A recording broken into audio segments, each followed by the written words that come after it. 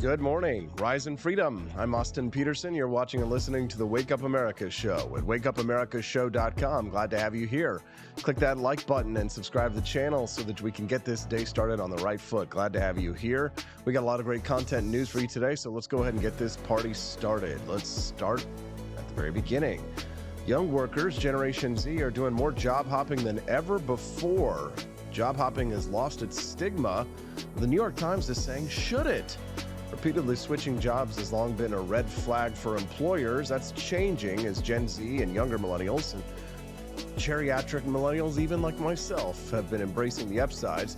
But there are some downsides. We'll talk about that this morning at the top of the show. And then we'll move on to Tim Pool, who says we are in a civil war. But why? Talk about that. I've got a little video clip for you. We'll play about what Mike Cernovich online says is a clear case of collusion between the RNC and the DNC. Talk about that at 7:20 this morning. And at 8:30 this morning, Black Karen is trending. Can you be black and a Karen? Some people say that's an oxymoron. A black woman went into an Indonesian coffee shop and accused them of cultural appropriation. Yes, that's right. Not just white people culturally appropriate. Apparently the Indonesians are now out there appropriating black culture everywhere. You can appropriate white culture. You can appropriate Indonesian culture. You can go to a Chinese restaurant. You can go to, well, there's a Jamaican restaurant next door. You can eat their food, but don't you dare appropriate their culture. We'll talk about that this morning at 7:30, and we'll post the clip. We'll play the clip for you that's going viral that's got Black Karen trending this morning. Going woke, going broke. Yes, the saga continues as Target's earnings report has come out showing that Target took a massive hit. And even Target is admitting that the reason why their sales have gone down due to the boycott that was encouraged after conservatives noted that Target's line of gay pride kids clothes was entirely inappropriate.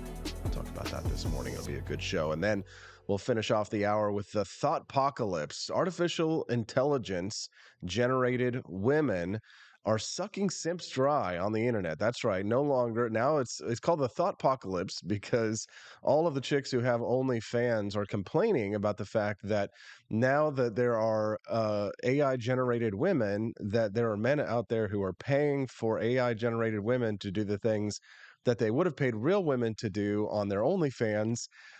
Guess what?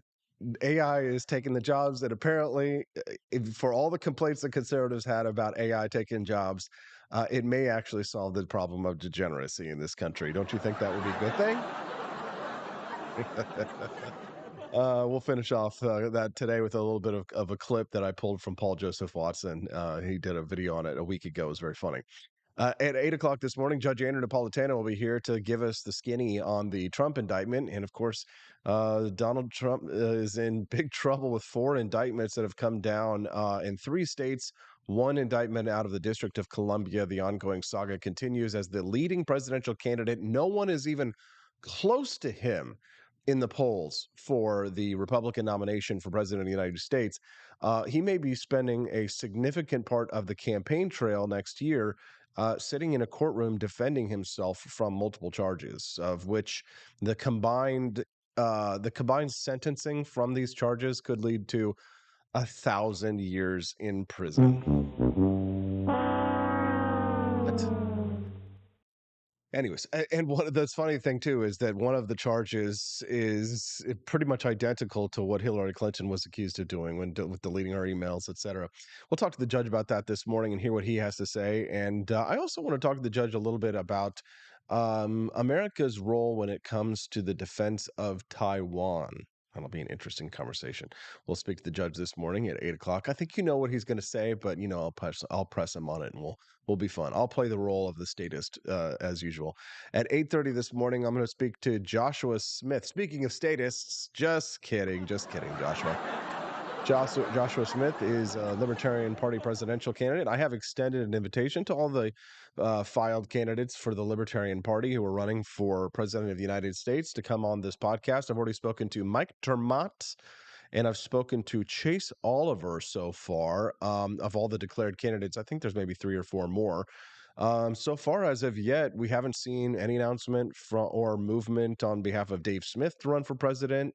I heard a rumor that he said apparently he's not going to run. No word from Spike Cohen on whether he's going to run. So at this point, it's anybody's game. But Joshua Smith will be here with us today. He's running for president of the United States as a libertarian. He's going to join us this morning at 8:30. He'll give us the lowdown, and he'll answer the same kinds of questions that I asked Chase Oliver and more. If you have a question for me or for Judge Napolitano or for Joshua Smith today, make sure that you get them in on our text line. You can send us a text at 573-319-1586, and that's the best place to send these questions because my phone's at the bottom of the river. Yes, I did drop my phone at the bottom of the river. Most of you already have heard this story, so I won't tell it again, but I will say that it does inhibit my ability to read comments. It's very difficult to focus on everything all at once. So I would prefer that if you have an actual question you want me to ask the judge or Josh Smith, or just for me, or a comment that you'd like me to read on the air, that you text it today, because I can't always see all the comments this morning. You can send us a text at 573-319-1586. Again, the text lines are open at 573-319-1586. And I'll be able to read your comments there. I will be able to see some of your comments on the stream, but it's just a little bit more difficult. I see Camellia over on YouTube has said, can you ask the judge about the claims that the Georgia judges refused to something the fraud cases go to court? Ever since YouTube decided to put the little hearts and likes little things down there in the bottom right hand corner, you can't see the latest comment, and it's so friggin' annoying. So YouTube, you need to fix that. Okay, they're definitely listening, because they have to listen to approve all my shows, because some of them get demonetized. All right, hopefully today's won't. Let's start at the top of the show with the big news, one that affects a lot of you. For younger workers, job hopping has lost its stigma, but the New York Times is asking, should it? So, repeatedly switching jobs has typically been something of a red flag for employers.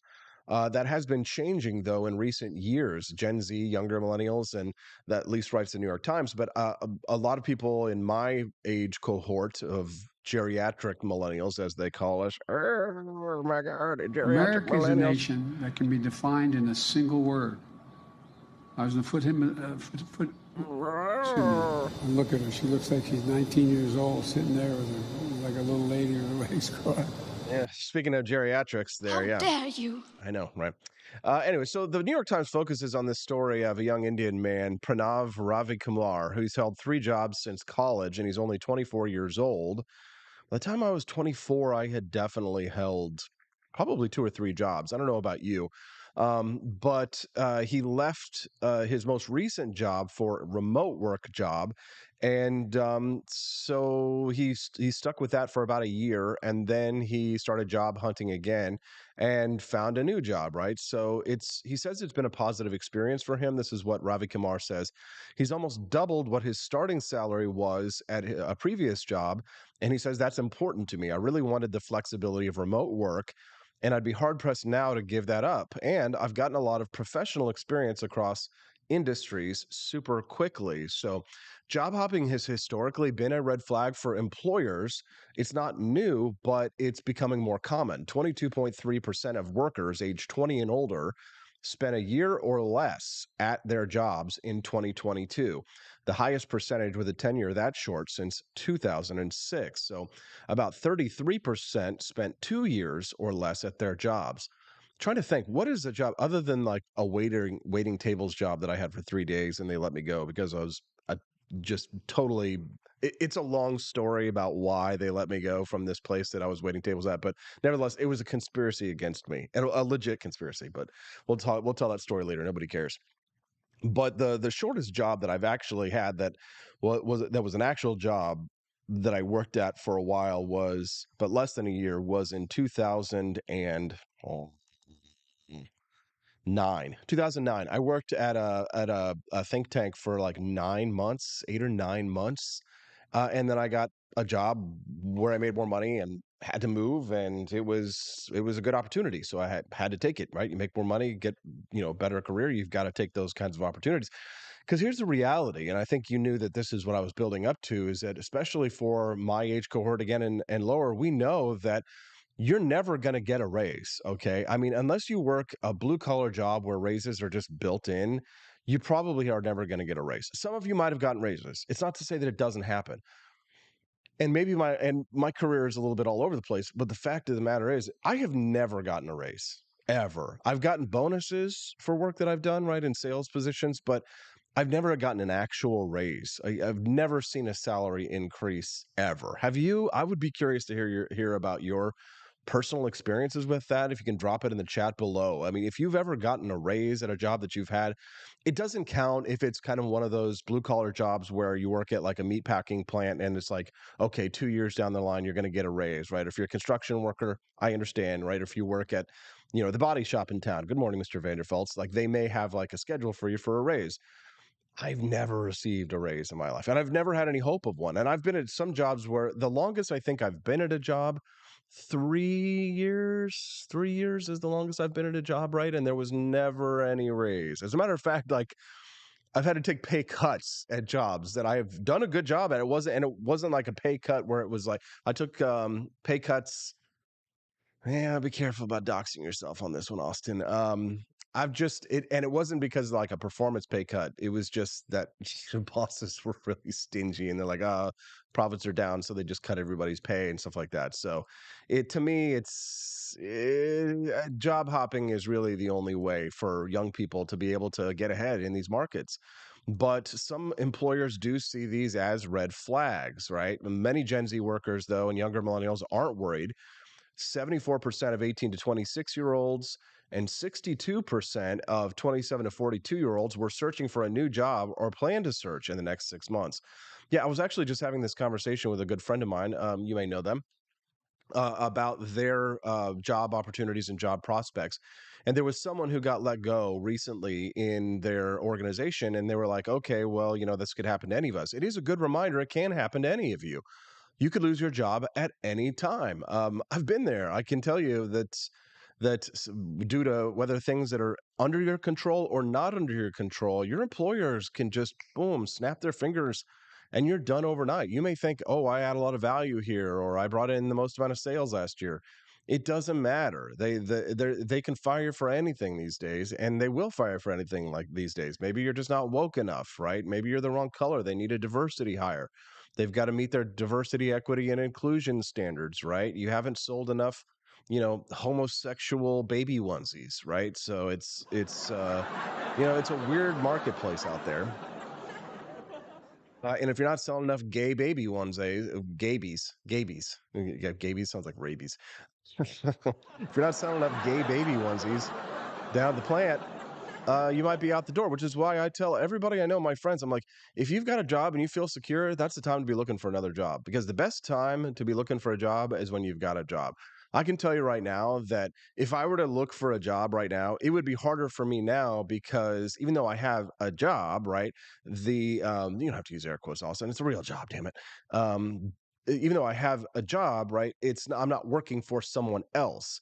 And so employers would be like, oh, well, what's the deal? Well, you haven't worked for someone else for a certain time. Like they're still stuck. Many employers, I'll probably say most employers are still stuck in very like turn of the century mindsets, right? They're still stuck in the late 1900 style mindset that like they still act as if they are companies that operate on an employee model of, oh, put in your 50 years and we'll give you a gold watch and a pension at the end.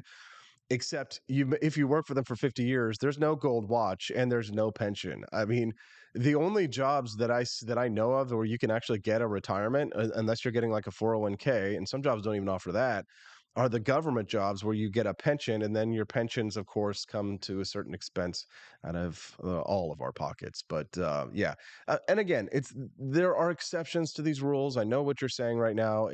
You're like, well, Austin, I get a pension from my job and stuff like that. Well, good for you, bully for you, right? You've got one of the good ones, right? Kermode Bear over on Rumble says the fastest way to get a raise is get a new job. That's straight, damn straight. But where am I now? Where I am now, we have compensation reviewed a few times a year so people don't leave. We had issues years ago with people leaving, and the company said, oh, crap, we need to do something. Yeah, no kidding.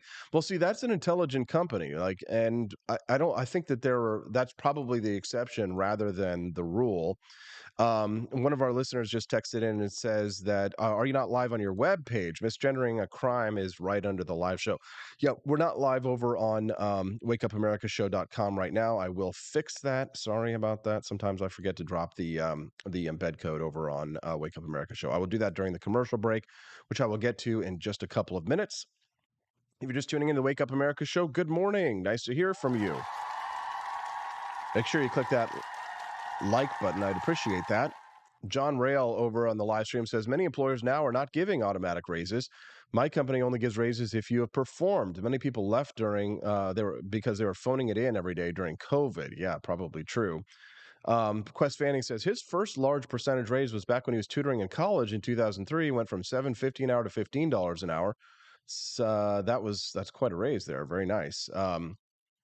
He was no longer a student tutor, but rather a professional tutor once he graduated. Right. That's nice. Never have seen a pay increase for me. But again, most of my jobs in the media and entertainment business and things like that, you very rarely get a pay increase. You have to kind of have like a manager and like you have to like elbow your way in or stuff like that. And I have just never played that game. My hope is that the Wake Up America show is going to be my career. But the only way for me to make that happen is for people like you to click like and subscribe to the channel or drop a super chat to help support the show. We appreciate you all very much who are monthly subscribers. Remember, if you are a monthly subscriber to the Wake Up America show, and I know we do have some who are over on Rumble who are monthly subscribers as well, you do get a 20% discount at the Wake Up America show shop.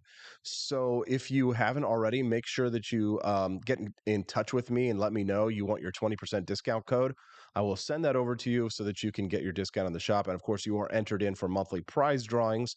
As a matter of fact, Matt Unruh and Quest Fanning showed up to the Wake Up America show annual meetup last weekend, and they both won some prizes as well. So Matt Unruh won his for just being cute and being cool and showing up, and Quest Fanning won his for some trivia that we did that day. So if you want to become a monthly subscriber, please do so either on YouTube or on Rumble. The best place for you to become a subscriber, however, is to do so on the Wake Up America show website, because when you make super chats or donations through YouTube or Rumble, they're always appreciated and we're super grateful, and that's a really easy way for you to donate, and a lot of people take advantage of that. But if you want to make sure that the maximum amount of your donation is maximized to the show, you want to do it at wakeupamericashow.com/support. So if you head over to wakeupamericashow.com/support, then then it's like 98% of your donation goes to the show. Whereas YouTube, I think, takes like 40% or something like that. So every social network has like a different amount that they take. So if you are a monthly subscriber on like YouTube or on Rumble, then consider maybe switching it over to wakeupamericashow.com/support. And over on that support page, it's really easy for you to set up. So, all right, over on the banner section, over at wakeupamericashow.com/support. And when you do that, we'll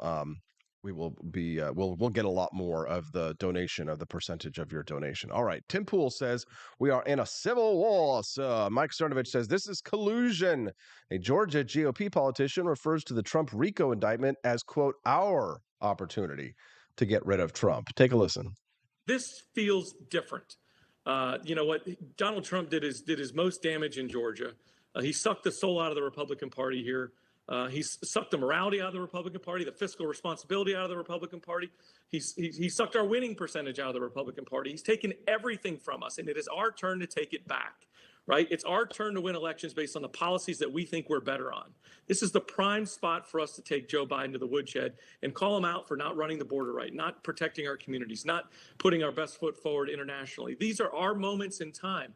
But if we make this about the three-ring circus of Donald Trump, we will lose, and lose again. You make a good point that this feels...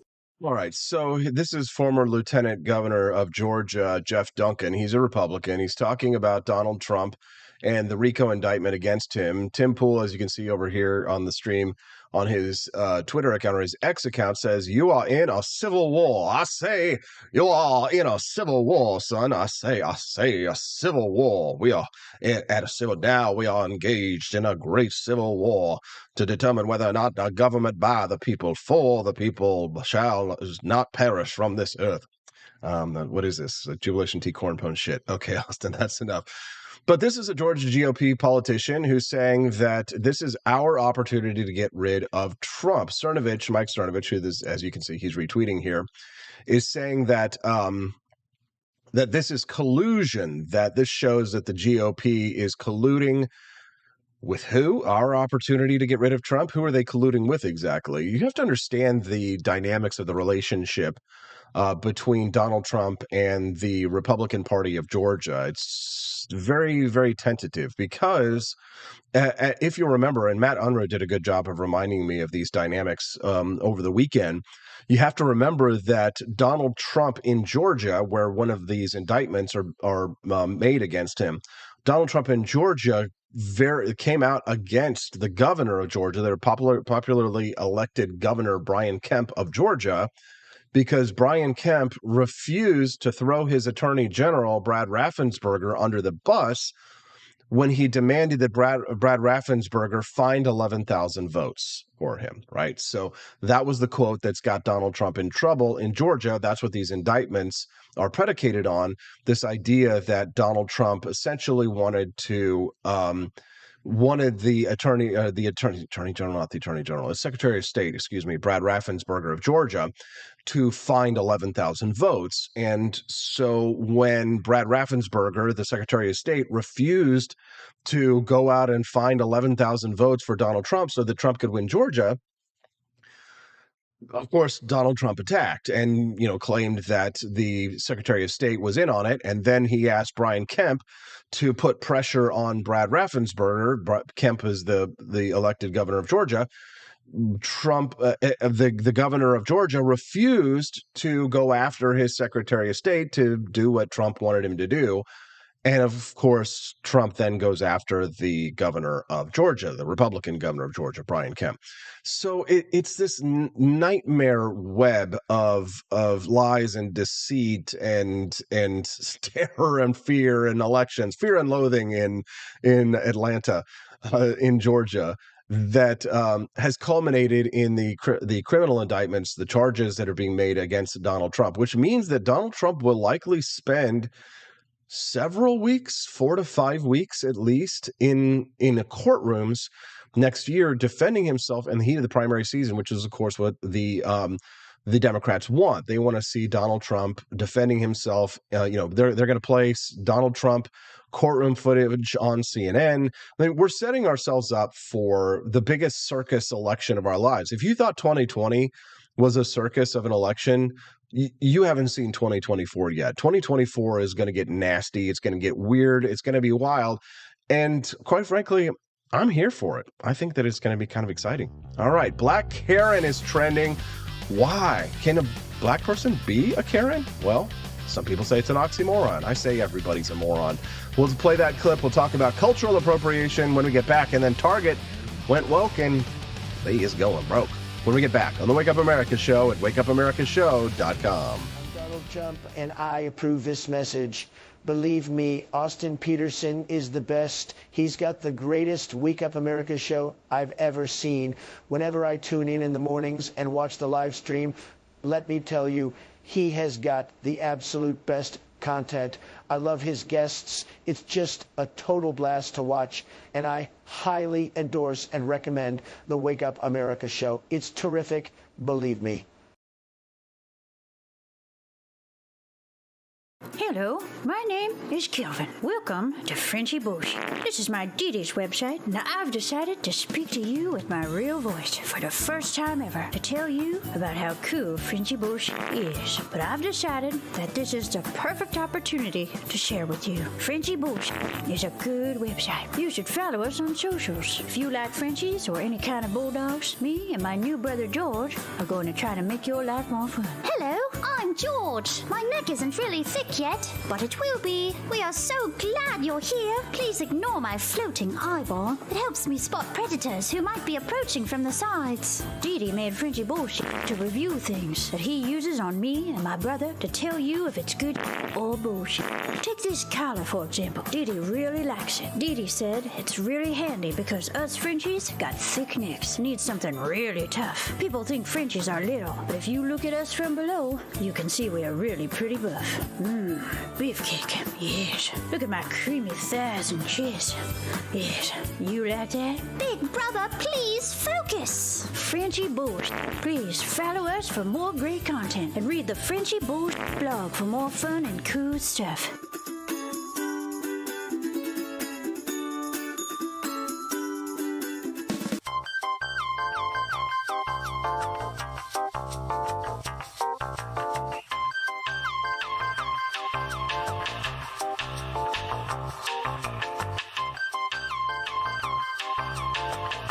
I'm a public defender. I am a public defender. I'm proud to be a public defender. 80% of Americans accused of a crime will get appointed a public defender. Everybody from a speeding ticket to capital murder. For every dollar we spend on public defenders, we spend $3 on prosecutors. Public defenders have to do pretty much everything on their own. Social workers, counselors. Investigating is another piece of it. The average public defender holds 300 cases annually. You never feel like there's enough time. Public defenders have health issues all the time. A lot of people give up and say, I can't do this work anymore. Gideon's Promise trains, mentors, and supports public defenders.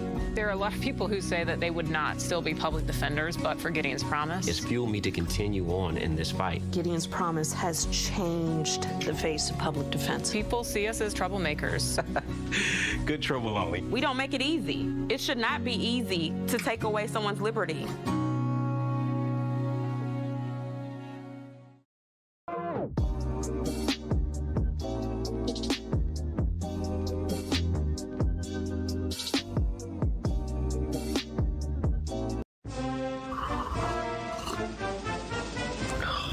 Tired of spending your hard-earned money on woke corporations that don't share your pro-freedom values? Fed up with sipping liberal lattes and progressive cappuccinos? Introducing Founding Flavors from AP for Liberty Shop. Get your day started with Washington's Revolutionary Roast. As robust and principled as the man himself, this blend is the shot of energy heard round the world. Or maybe you want to taste the fervor of freedom with Adams's Patriotic Perk. It's as dynamic and balanced as the U.S. Constitution, sure to awaken your spirit of liberty. For the aficionados, we've got the Jeffersonian Java, a complex mix of flavors that speaks volumes about your refined tastes. And don't forget Betsy's Liberty Lullaby, our decaf option, crafted with the same care and dedication Betsy Ross put into our Star-Spangled Banner. This blend lets you enjoy the taste of freedom anytime without losing sleep.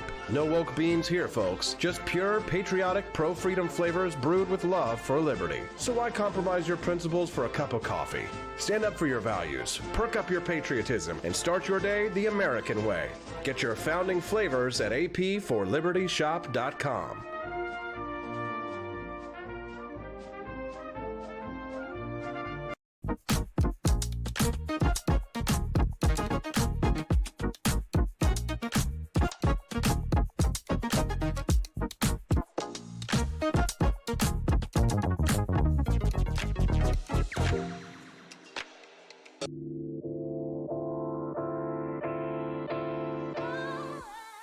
I do have one very affirmative statement to make.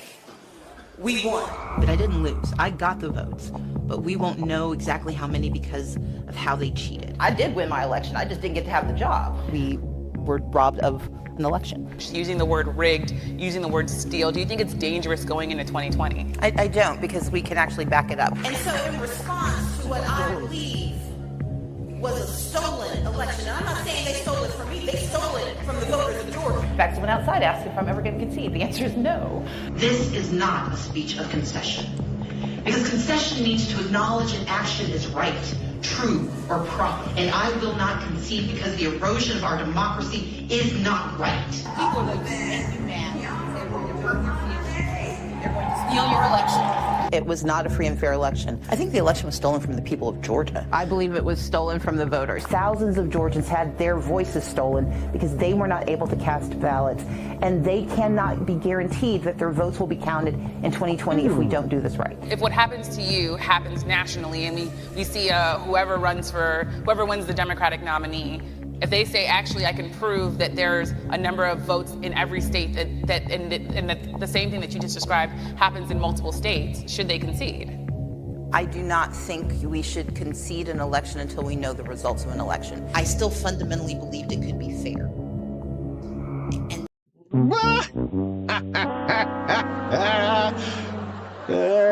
Good morning. Good morning. I'm Austin Peterson. Welcome to Wake Up America show. Yeah, that's 5 minutes straight of Georgia Democrat Stacey Abrams denying the results of her 2018 election loss. Thanks so much to the RNC Research for posting that video yesterday. How should we respond to that? Can I ask? Because I mean, obviously, I have a lot to say about that. I could go on for hours, and certainly I've got enough. I've got an hour and a half left of commenting to do. I could probably rant for another hour and a half about this one. But I got to hear from you about this. When you hear that, when you see that video and you hear what Stacey Abrams is saying about the election is stolen, and she doesn't think that this rhetoric is wrong to say this going up into the 2020 elections, and then you hear all of these criminal indictments being brought against Donald Trump for what? Saying pretty much the exact same things. I mean, not necessarily the exact same things. I mean, we can quibble here and there about the legality of exactly what Trump said, but I mean, like, do you remember 2016, Hillary Clinton, the election was stolen? Remember all the Hillary Clinton? It was that they said that the election was rigged, election rigged, stolen. Let's see if I can, I'll probably find a video right at the top of the thing. Here we go. Election stolen, rigged, Hillary Clinton. Yeah, there's going to be like 10 million Hillary Clinton videos. Anyways, all right, I'll have to find that a little bit later. But anyways, I just can't laugh hard enough at how stupid everything has gotten. In at least next year, it'll be good for business. I mean, you remember when I was talking to Judge Napolitano about this, was maybe a couple of weeks ago, about how sad it is that, being in the conservative and libertarian podcasting sphere as it is, right? We benefit when Democrats are in charge. They screw things up because more people tune in to hear us complain about how terrible things are. But I would much rather have a competent president who's forgettable, who just keeps the economy strong, keeps the nation safe, keeps us out of foreign wars, and just mostly leaves us the hell alone. Wouldn't that be nice? Wouldn't that be nice? Wouldn't it be nice if we were older? Joshua Smith is running for president of the United States, and he's going to join us today. I know we got some Joshua Smith fans out there. He's going to join us today at 8:30, and then we'll have Judge Napolitano again. It'll be interesting to hear what he has to say about the rigged election, stolen election stuff, and about the indictments being made against Donald Trump, the criminal indictments. You can text the show today at 573-319-1586. That's 573-319-1586. Burnt Toast Space Girlfriend, what's up? It's our new favorite friend. She says, good morning to everyone except Stacey Abrams. How dare you? How dare you? How dare How you? dare you? How dare How you? dare you? How dare you? How dare you? Thank you. All right, Austin, don't push that button again. It's very tempting. Wood Hippie says, F Trump and Biden. Whoa, No, oh my God. God! I can't defend either one. My choices are 80-year-old white guys. No thanks. Wake me up when one of them is in jail. This political carnival ride is for the swamp. Good for you, hippie. I feel the same way, brother. West Fanning says, please tell Joshua Smith I say hi. I will do that. I will make sure that I do that.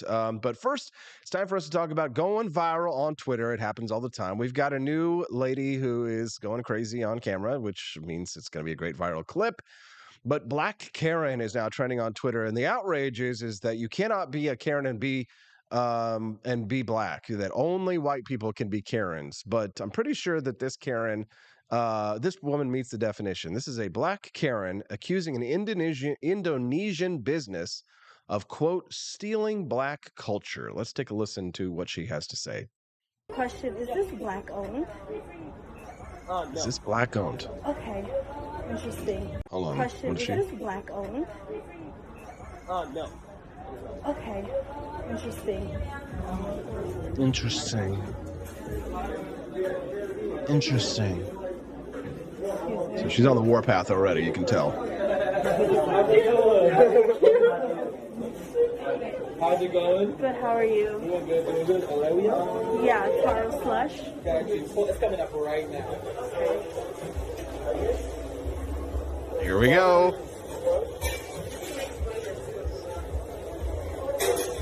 I have a question. Are you guys black owned? We're Indonesian. Okay, do you think using this, you guys are not using black culture to gain attention? And gain customers? You don't think this is black culture? Is this Asian? Is this Asian culture? The commie house is definitely an Asian culture. That's no, but it's the trap house though. Is that Asian That's not culture? a trap house. Yes, it is. I can show you where it's inspired from. Trap tea, the boba plug. You're using black culture to gain customers. This establishment is not black owned, but you're stealing black culture. Is this not black culture? Trap tea, the boba plug? No, you're thieves. Asian people stealing black culture once again. It's okay, you'll be exposed though. You're not black owned, you're stealing black culture. You're stealing black culture. No, I came here because I thought it was black owned. That's why I came here with my friends. I'm supporting a black business. Well, you're a dumb bitch. This is not black owned. This is not black owned.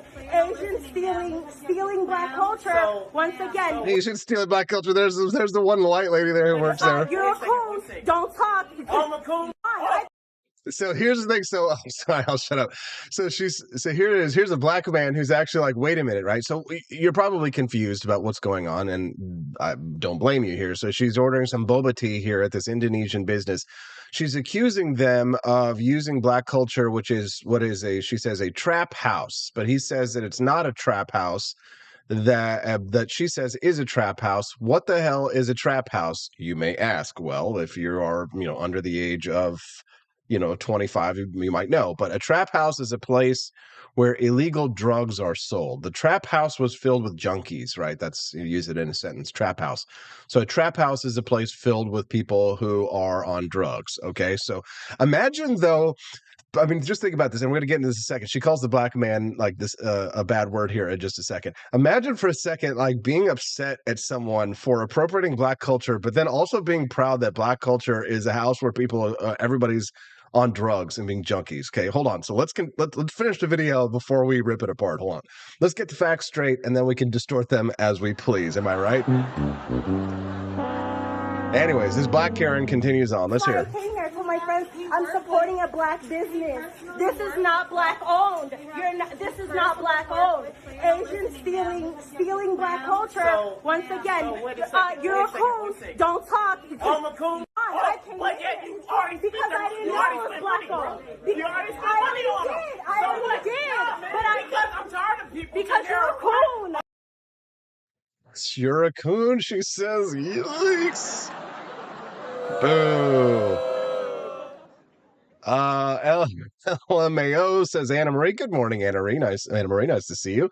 She says, how the F would a drug house be black culture? Girl, stop. You're embarrassing. Okay, let's go back and watch this again, just so we can try and get the full picture of what's going on here. Is this black owned? No. Okay. All right, so hold on. So you can kind of see the house there on the side for the...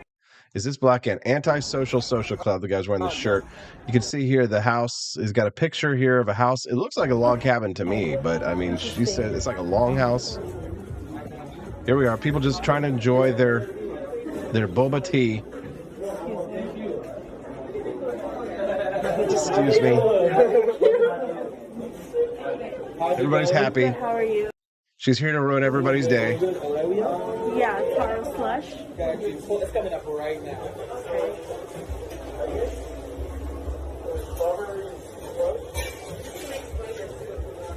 Excuse me. I have a question. Are you guys black owned? We're Indonesian. Okay, do you think using this, you guys are not using black culture to gain attention and gain customers? You don't think this is black culture? Is this Asian? Is this Asian culture? The commie house is definitely an Asian culture. No, but it's the trap house though. Is that Asian culture? That's not a trap house. Yes, it is. I can show you where it's inspired from. So he's trying to show her where it's inspired from, and she's like, "No, it's trap tea." She's like, "It's our culture." Trap tea, the boba plug. You're using black culture to gain customers. This establishment is not black owned, but you're stealing black culture. Is this not black culture? Trap tea, the boba plug? No, you're thieves. Asian people stealing black culture once again. It's okay, you'll be exposed though. You're not black owned. You're stealing black culture. You're stealing black culture. No, I came here because I thought it was black owned. That's why I came here. I told my friends I'm supporting a black business. This is not black owned. This is not black owned. Asians stealing black culture. Once again, you're a coon. Don't talk. I'm a coon. I came here because I didn't know it was black owned. You already spent money on them. I already did. But So many things to discuss on that one. So many things to discuss. So, LOL, boba tea is from Taiwan. Very true, John Rail. Thank you. So many different angles. So as soon as a man steps up, who is a black man, by the way, and to disagree with her, all of a sudden he's a coon. I love it. So you can use racial slurs against a black person if they don't agree with you. And here's the thing. Can I just ask, I know that this is a bit of a segue here, but why is Riggers over on Twitter trending as well? Well, I know what you're trying to imply. I'm just absolutely sick and tired of this kind of crap. All right. Well, you know what is, not, it's funny. I've actually started as a joke. I've actually started advertising my coffee company as a white owned business, a straight white male owned business. So if you want to buy from Founding Flavors, just so you know, don't tell anybody that I do this though, but whenever corporations ask me to fill out forms and things about my business in order to meet like their diversity quotas, what I do from now on is don't tell anybody that I do this, guys. All right, this is a secret, but I say that I'm gay.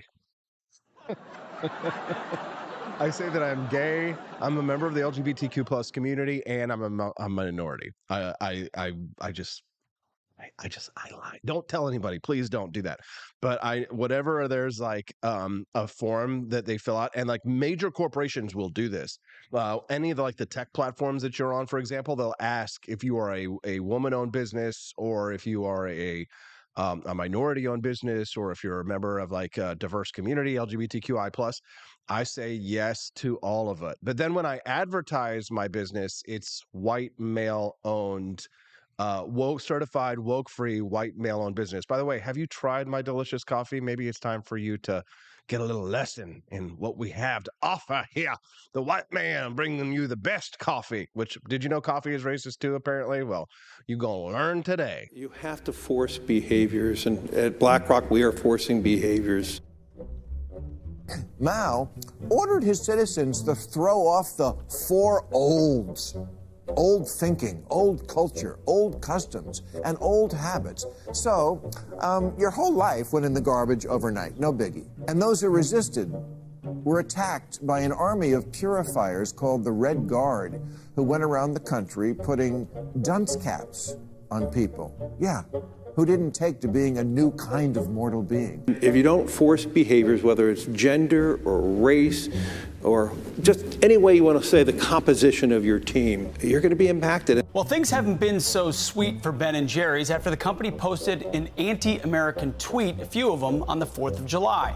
The ice cream makers declared the United States was founded on stolen indigenous land. Well, someone should tell Target that, because they're now selling swimsuits with tuckums in the women's section of the store. And they even have a line just for kids. Yeah, we're going to reach out to Ben & Jerry's and ask them how they can live with themselves as they operate a multi-billion-dollar company on stolen land while declaring other people give up their so-called stolen land. This is the child section. This is literally the kids section. I'm next to a literal onesie that says whatever the hell that means. We have glad you came out, and I'm so happy that you're queer. in the kids section. Are you kidding me?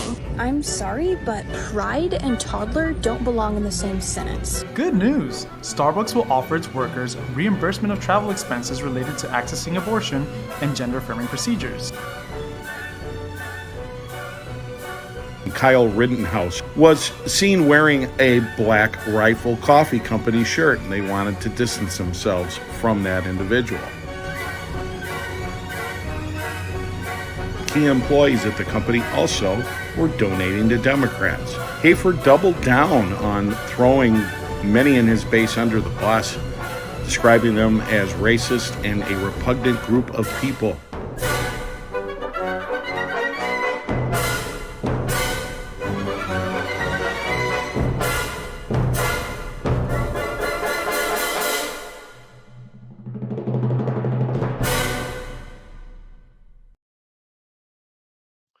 Hope you enjoyed that commercial. You can get your certified woke-free coffee from me, AP for Liberty, at apforlibertyshop.com.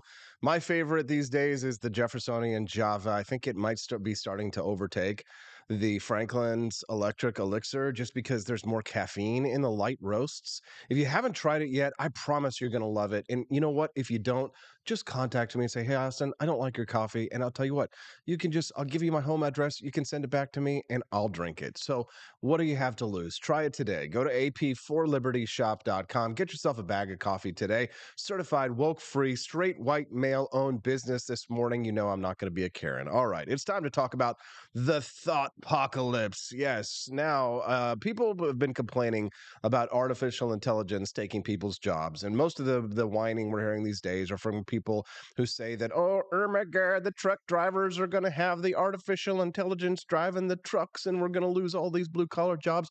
But you know what people didn't think is that perhaps that there might be an upside to job loss in this economy. The thought-pocalypse, they're calling it. A video that was brought to my attention by Paul Joseph Watson, he released last week, shows the extent that men will go to pay for OnlyFans content from artificial intelligence babes. So instead of actually going out and simping for a human being, now other men are creating fake women and selling photographs of those fake women to men online who are simping online. Now, I'm only going to play a little bit of Paul Joseph Watson's video. You definitely want to check out the whole thing. But in the Thought-Pocalypse video, in the section I'm getting ready to play, they show one example of a politically correct thought who is just sucking these men dry. No, not the good way. But in the way that they are out there, they believe that these women are real. And here's what I don't understand. How can people be so stupid? One, to actually do something like go and simp online for an actual OnlyFans model, give her all your money and think that like have this fantasy and all that kind of stuff. I mean, why would you do something like that? But then there's something even lower than that, and that is men who are actually simping for artificially intelligent generated females.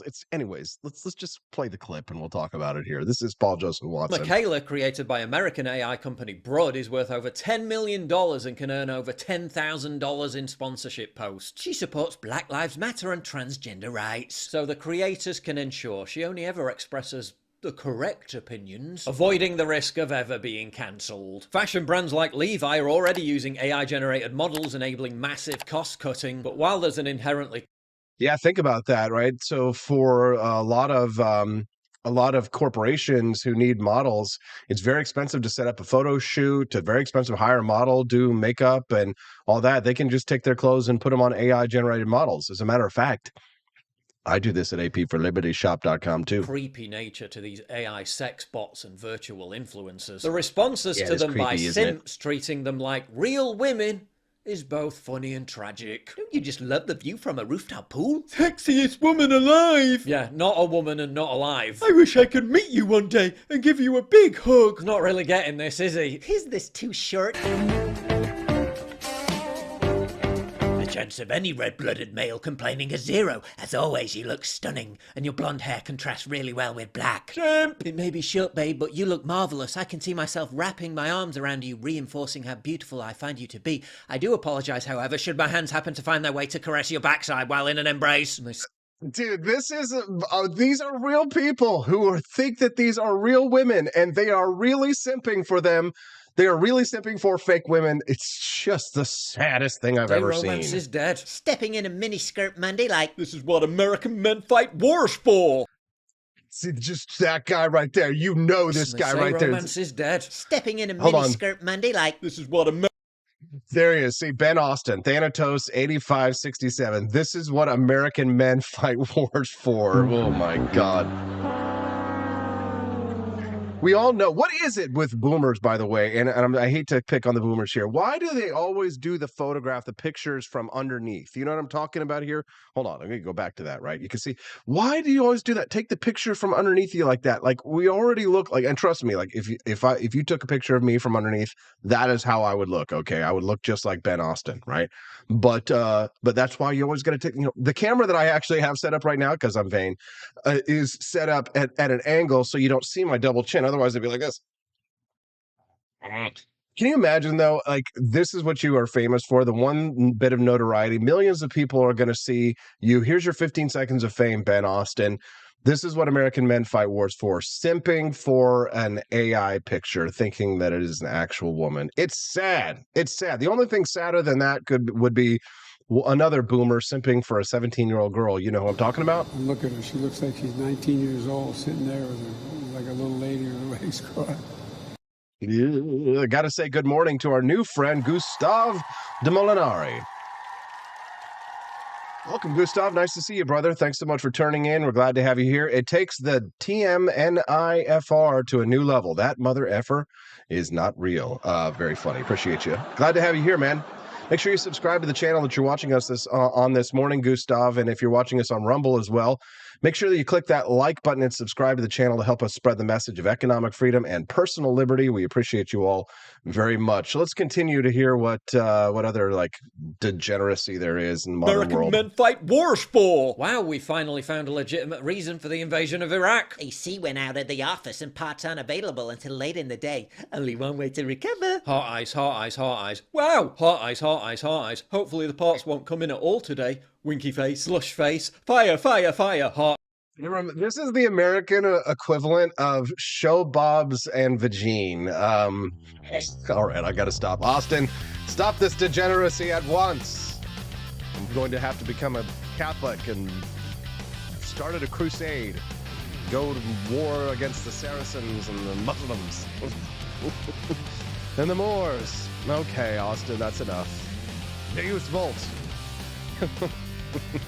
If there is a God, then I don't know that he really loves us because we live in hell. Just kidding. When we get back, Judge Napolitano will be here to make our life heaven. It's going to be a great show. We're going to ask him about the Trump indictments, talk to him a little bit about the situation with Taiwan and China on the Wake Up America show at wakeupAmericaShow.com. Don't you dare leave. Be right back. Want an engaging website to boost your business? You're just a click away from 5-star Fiverr talent. Hundreds of freelancer skills like web design. Head to Fiverr.com today and get something started. American conservatism is distinct, like America is distinct from the United Kingdom. American conservatism's roots comes out of the Wild West, out of pioneerism. The difference between American conservatives and European conservatives is that Americans are cowboys. We are that God, guns, gold, and girls. It's wild here. And we should stay that way. We shouldn't allow a European version of conservatism to come and infect us here. We like it wide open spaces here, deep in the heart of Texas and all that.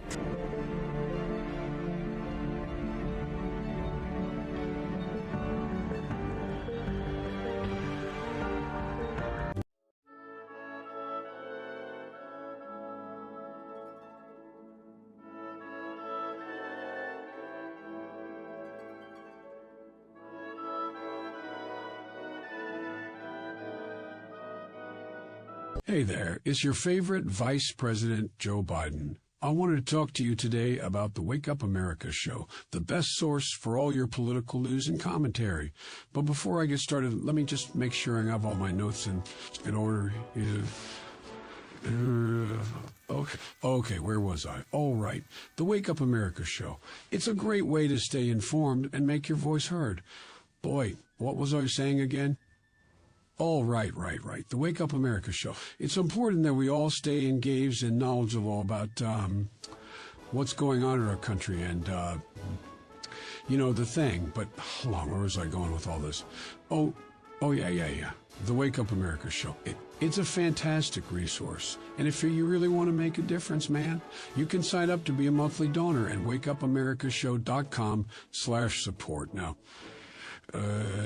where was I? Oh, that's right, the Wake Up America show. So if you want to stay woke and support a great cause, head on over to wakeupAmericaShow.com/support and sign up to be a monthly donor today. And if you're feeling generous, you can even give a donation in my name. Thanks for listening, and keep on keeping on, America. Come on, man.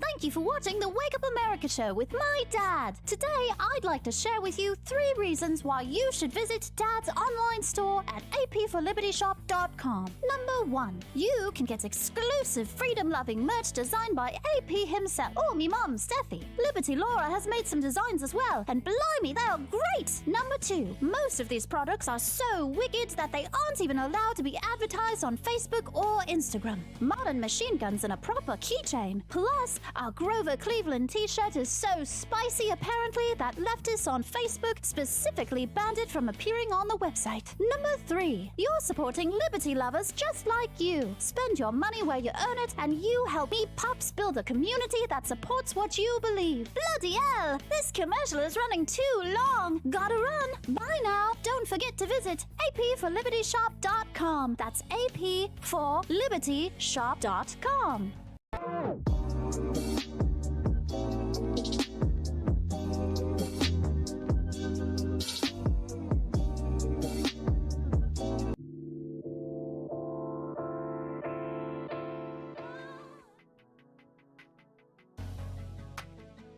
Good morning, Rise and Freedom. I'm Austin Peterson. You're watching and listening to the Wake Up America show at wakeupAmericaShow.com.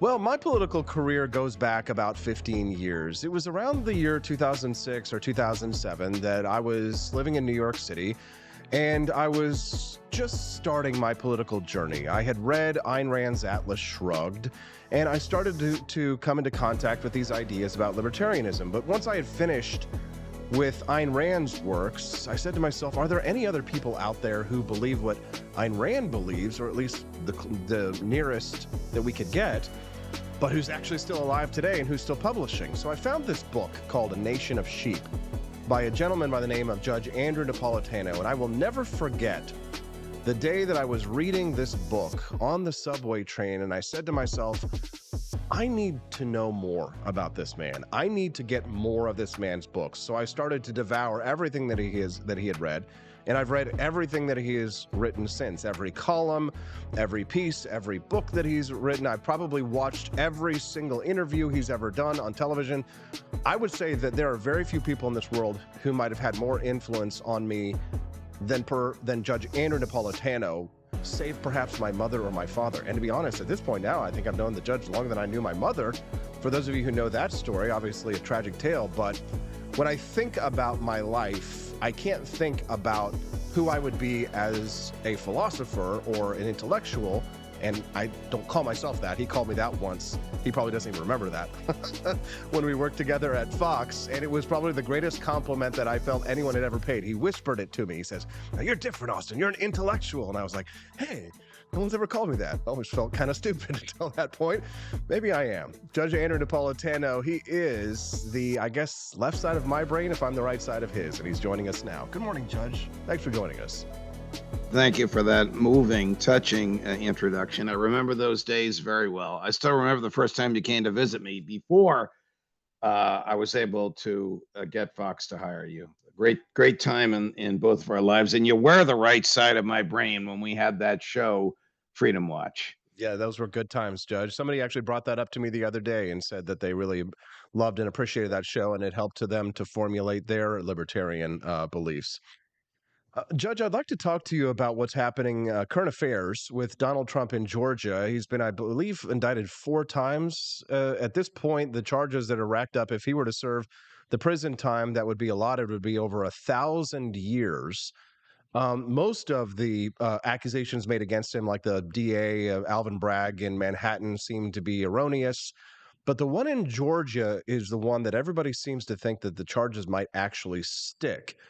What are these charges for in Georgia state law that he's being indicted under? And do you think that Georgia has a case against him? I think if the government can prove everything that's in the indictment, I'm going to have to go move Chris in a minute. If the government can prove everything that's in the indictment, then it does have a very strong case against him. The essence of the indictment, Chris, the essence of the indictment, he's a ham like his master. He's got to be the center of attention. The essence of the indictment is a scheme to create false electors. Now, what is that? Well, your audience knows that when we vote for president, even though we're pulling a lever next to someone's name, Joseph R. Biden Jr., Donald J. Trump, we're not actually voting for that person for president. We're voting for a slate of electors in the state in which we're voting who are pledged to vote for him in the Electoral College. Each state has the same number of electors as it has representatives in Congress. So Georgia has 16, 14 members of the House, 2 from the Senate. New Jersey has 13, 11 members of the House, 2 from the Senate, et cetera.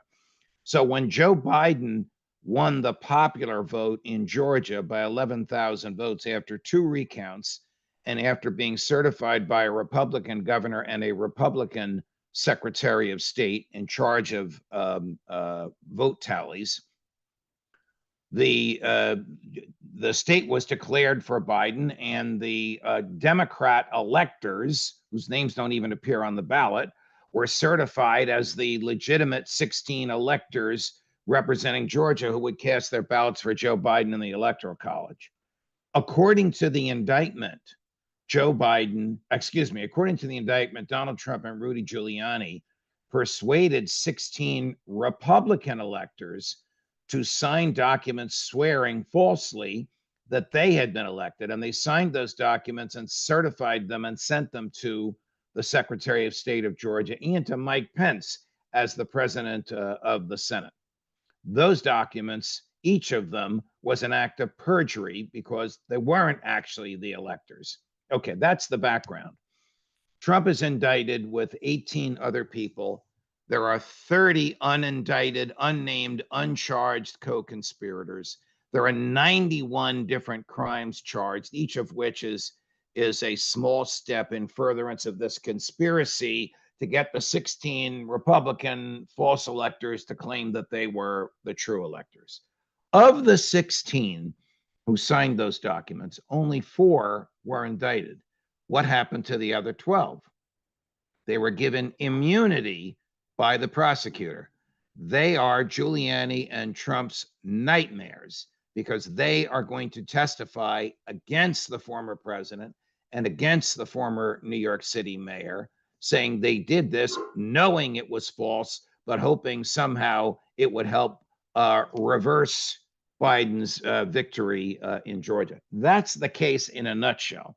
There are many, many rabbit holes down which the case goes because of RICO, which I can explain if you want to go there. because of the nature of conspiracy charges, which I can go explain if you want to go there. But that's the essence of it. A conspiracy to get these 16 people to dupe the Secretary of State of Georgia and dupe the Vice President of the United States / President of the Senate into thinking that these 16 were the truly legitimately elected electors from Georgia.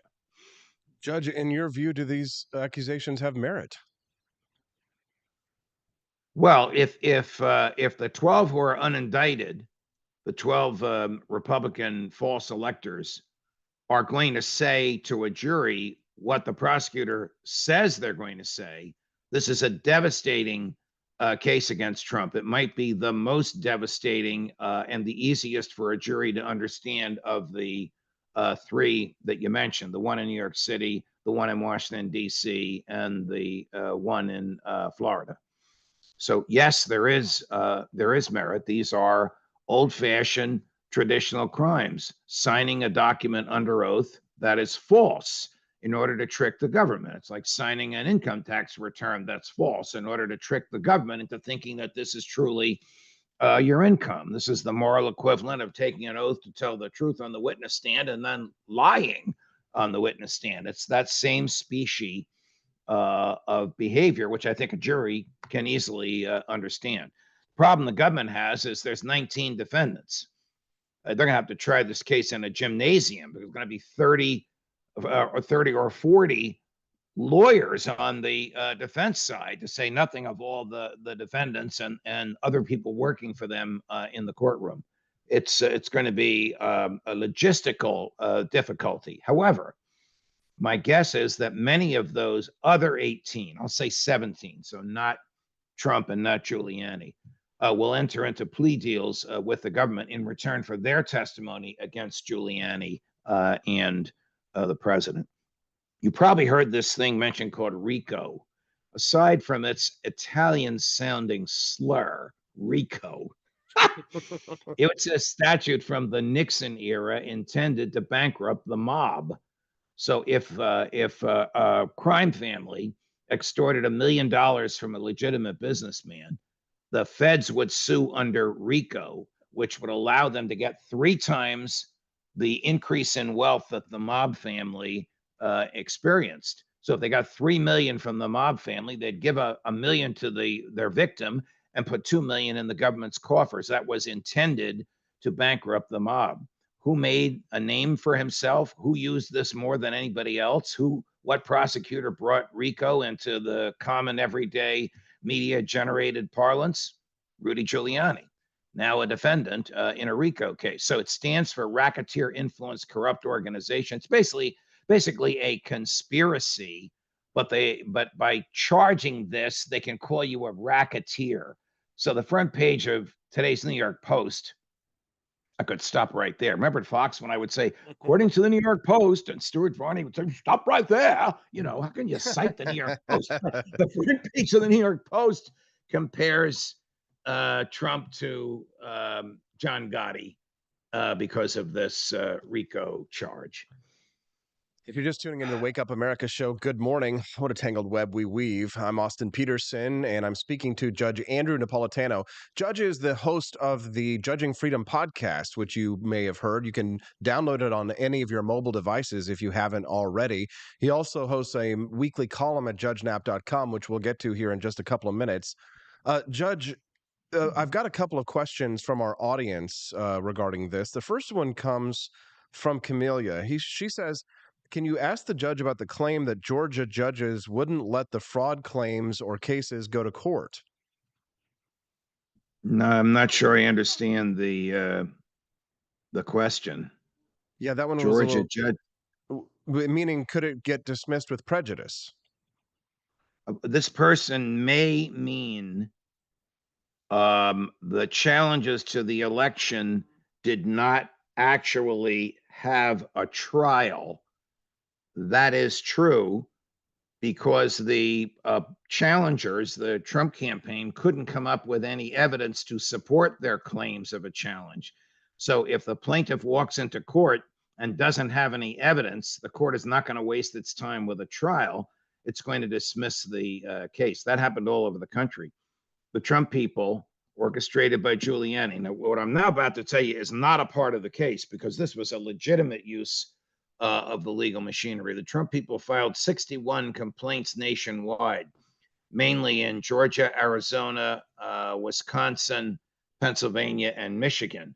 Those are the states where the popular vote was the closest. It was about 70 to 71,000 all totaled margin in favor of Joe Biden in those 5 states. 61 lawsuits, 60 of them were dismissed, including some by judges that Trump himself had appointed, because they simply had no evidence. The one where the Trump people prevailed had to do with, remember, this is the height of COVID. How far away from those counting the votes can those monitoring them stand? Where do you have to stand with a mask? Where do you have to stand without a mask? So this didn't go to the essence of fraud. It just went to the mechanics of observing the vote counting. What kind of fiasco are we looking at in next year's election? I mean, Trump is far and away the primary favorite for Republicans. If he gets the nomination, which it looks like he will, barring any kind of a massive sea change between now and then, which I don't foresee. Of course, anything could happen, but I mean, are we looking at Donald Trump sitting in a courtroom while he's running for president of the United States? Probably.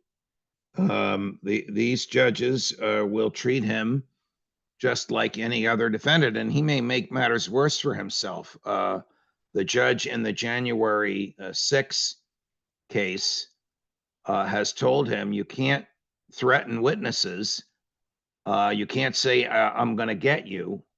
If you do, I will treat you like anybody else. What does that mean? That means to revoke bail or to order a trial within a month or so, because the government says it's ready. I'm sure the defense is not ready. There are hundreds of thousands of pages of documents to be reviewed.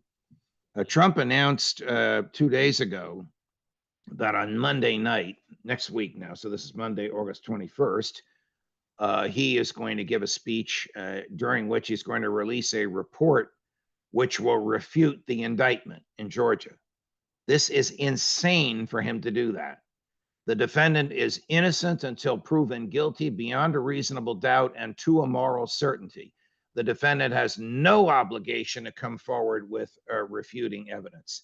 It is crazy to give the government a roadmap of what your defense is going to be when you don't have to do that. But this is what happens when legal decisions are really political decisions. Most lawyers would resign from the case if the defendant went on national television and explained his defense before the trial started. You don't know what's going to happen at the trial. These 12 electors, some of them could have a heart attack. Some of them could forget what happened. Some of them could have such baggage that your lawyers can cross-examine. This is a Trump pattern from the past. When the FBI executed that search warrant on Mar-a-Lago, while it was being executed, he's tweeting, don't worry about it. I declassified all that stuff. What's he doing?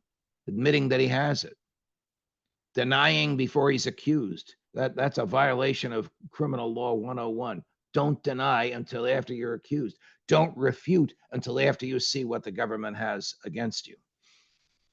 Judge, I'd like to move on to another topic, if you don't mind. I'd like to ask you a little bit about this story that you've written for your column this week at judgenap.com. It's a story that I've been tracking about a former Kansas City police officer who became a sheriff in a small town of Marion, Kansas, who performed a raid against a small journalistic local newspaper who were covering allegations of sexual impropriety on his part. In his an official government attempt to shut down a newspaper, which we haven't seen since what, Abraham Lincoln? Right. I mean, I'm not in favor of federal statutes that restrain the states, but there is a federal statute that restrains all law enforcement from conducting raids on bona fide media. That's you, that's me, that's the New York Times, that's the Washington Post, and that's this little thing in Marion, Kansas called the Marion County Recorder. So under the pretext that a reporter had engaged in identity theft in order to find out that a restaurateur, follow me now, who's applying for a liquor license herself had a DWI, which is disabling for the owner of a liquor license in Kansas. The police persuaded a judge to give them a search warrant. They raided this place. They took the servers. They took the hardware. They took the mobile devices of everybody that works there. Then they said, where's the boss? He's at home. They broke into his house. They took his server. They took his mobile device. They took his checkbook. All this in the presence of his 98-year-old mother, who dropped dead of a heart attack the next day. Now, why did they do this? Well, they were doing it because the chief didn't want a negative report to be published about him. It was never published under the pretext that the reporter engaged in identity theft to find out that the restaurateur had a DWI. DWIs are public knowledge in Kansas. So the whole thing was a charade. I'm very anxious to see the affidavit that was submitted to the judge. The judge should have known that under Kansas law, anybody can look up somebody else's DWI. And the judge should have been aware of this 1980 federal law that prohibits law enforcement from raiding the media. If law enforcement needs documents or data from the media, it goes to a grand jury and gets a subpoena and serves the subpoena. And the media has 10 days in which to challenge it.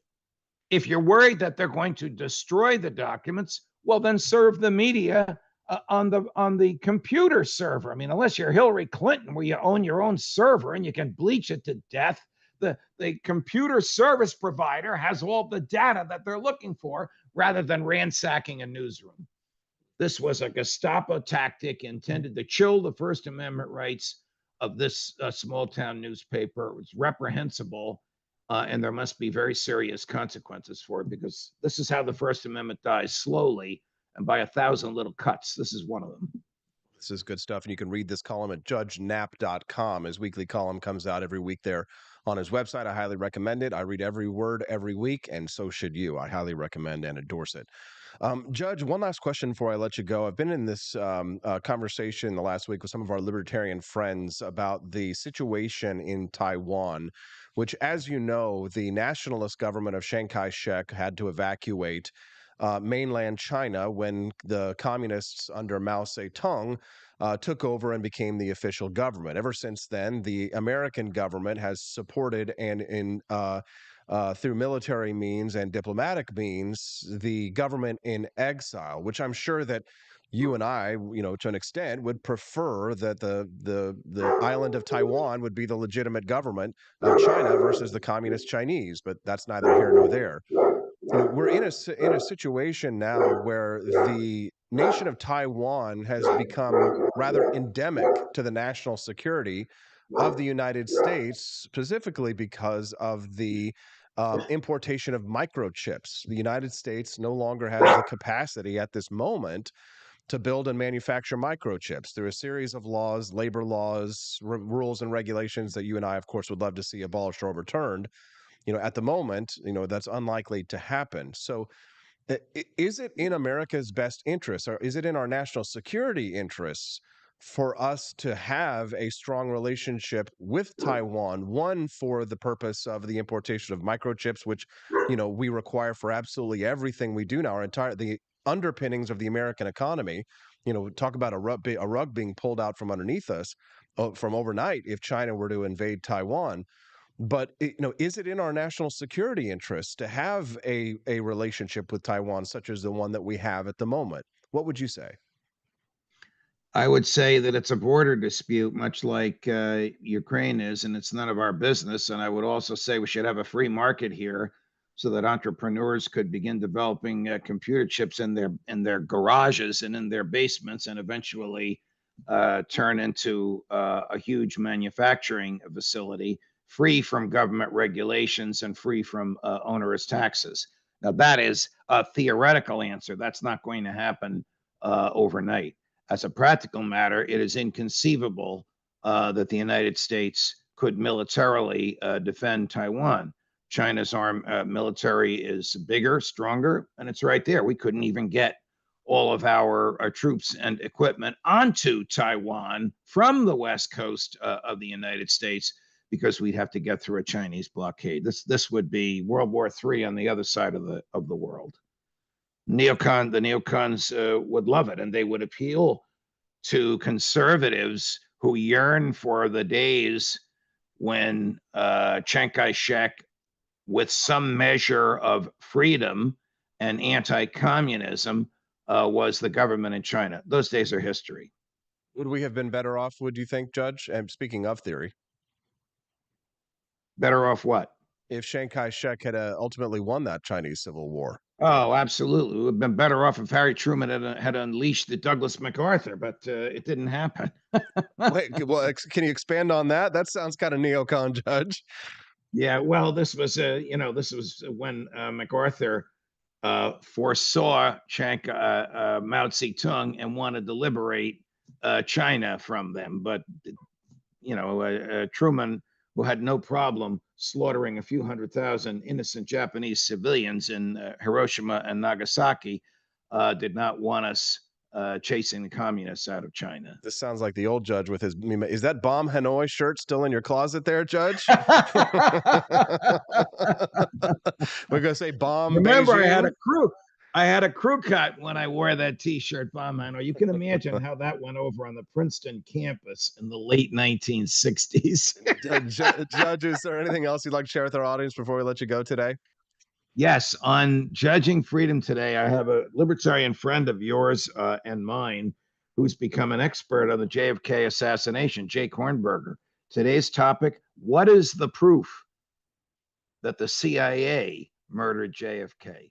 Laid out on Judging Freedom at 4:30 Eastern today. There it is. Now, after that, you need to get RFK Jr. on your podcast, Judge, and talk to him about that. I'm sure that he'll have lots to say as well. He's been on and he's coming back. There we go. Judge Napolitano, thank you very much for your time today. We appreciate you very much. Pleasure, Austin. All the best. Thank you. Have a wonderful day. What do you think of Judge Andrew Napolitano? He is the man.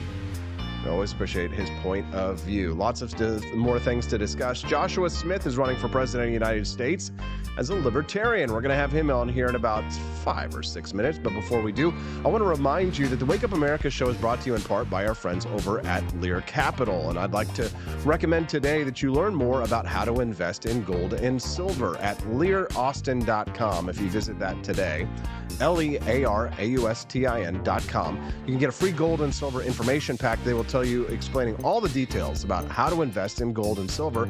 If World War III ever does break out and the dollar collapses, you will have yourself some hard money, something to trade in your community. Buy local, buy gold over at learaustin.com. Give them a call today at 1-800-885-2175. They got lots of great specials. Tell them Austin Peterson sent you if you call them today and say thanks so much for supporting and sponsoring the Wake Up America show to help bring to you the best in economic freedom and personal liberty every day. 1-800-885-2175. That's 1-800-885-2175. Give them a call today. Invest in gold or silver to secure your financial future. Looks like the stock market's about to open today. All right.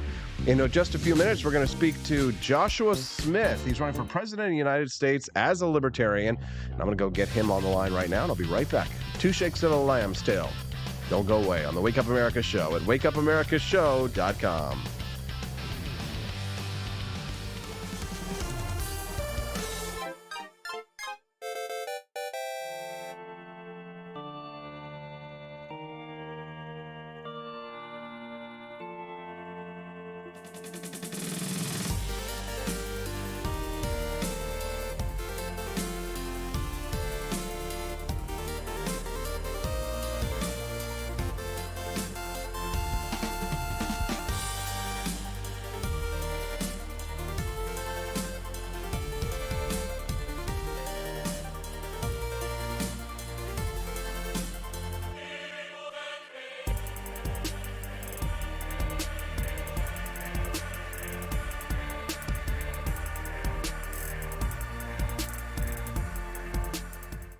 It was 1946. A battle was fought, not overseas, but right here on American soil. The Battle of Athens. An intense struggle against election fraud and for the rights promised by our founding fathers. Driven by the Second Amendment, ordinary citizens stood tall and fought back. Help us expose this momentous battle of integrity and bravery. Your support can make a difference. Visit givesendgo.com/bleedamerican and pledge your support, because we believe in the power of truth, the strength of unity, and the spirit of we the people. Let us not forget, we bleed American. Fire.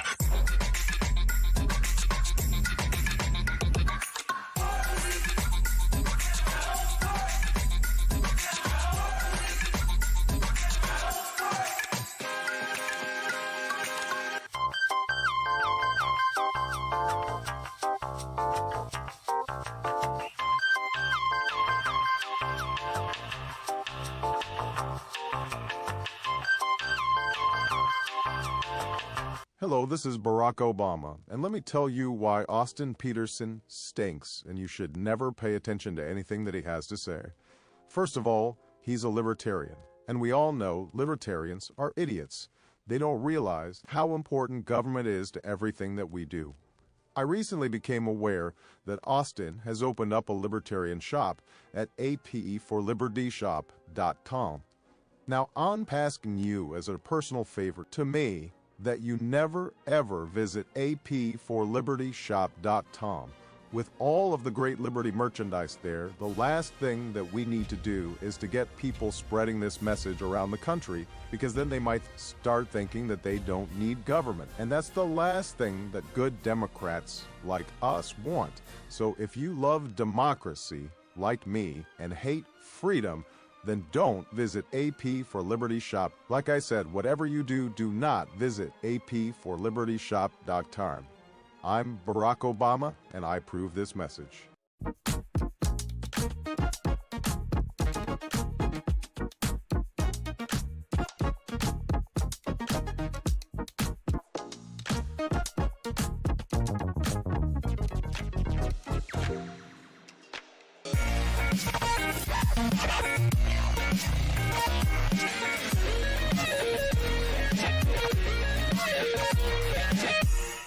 When I was in foster care, I never knew when I would have to move, so I always had my suitcase ready to go. Then one day, I was adopted. My new parents opened their hearts and home to me. My parents cook my favorite breakfast for me every morning. My parents take me on trips I never thought I would go on. They gave me a home and an even better reason to use that suitcase. My parents aren't perfect, but they're perfect for me. I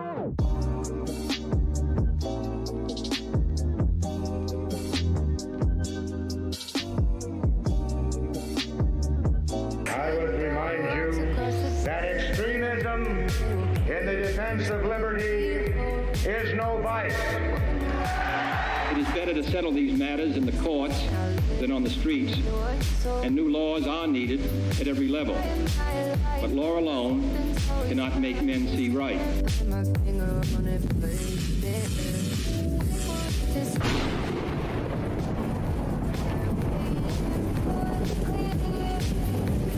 You have to force behaviors, and at BlackRock we are forcing behaviors.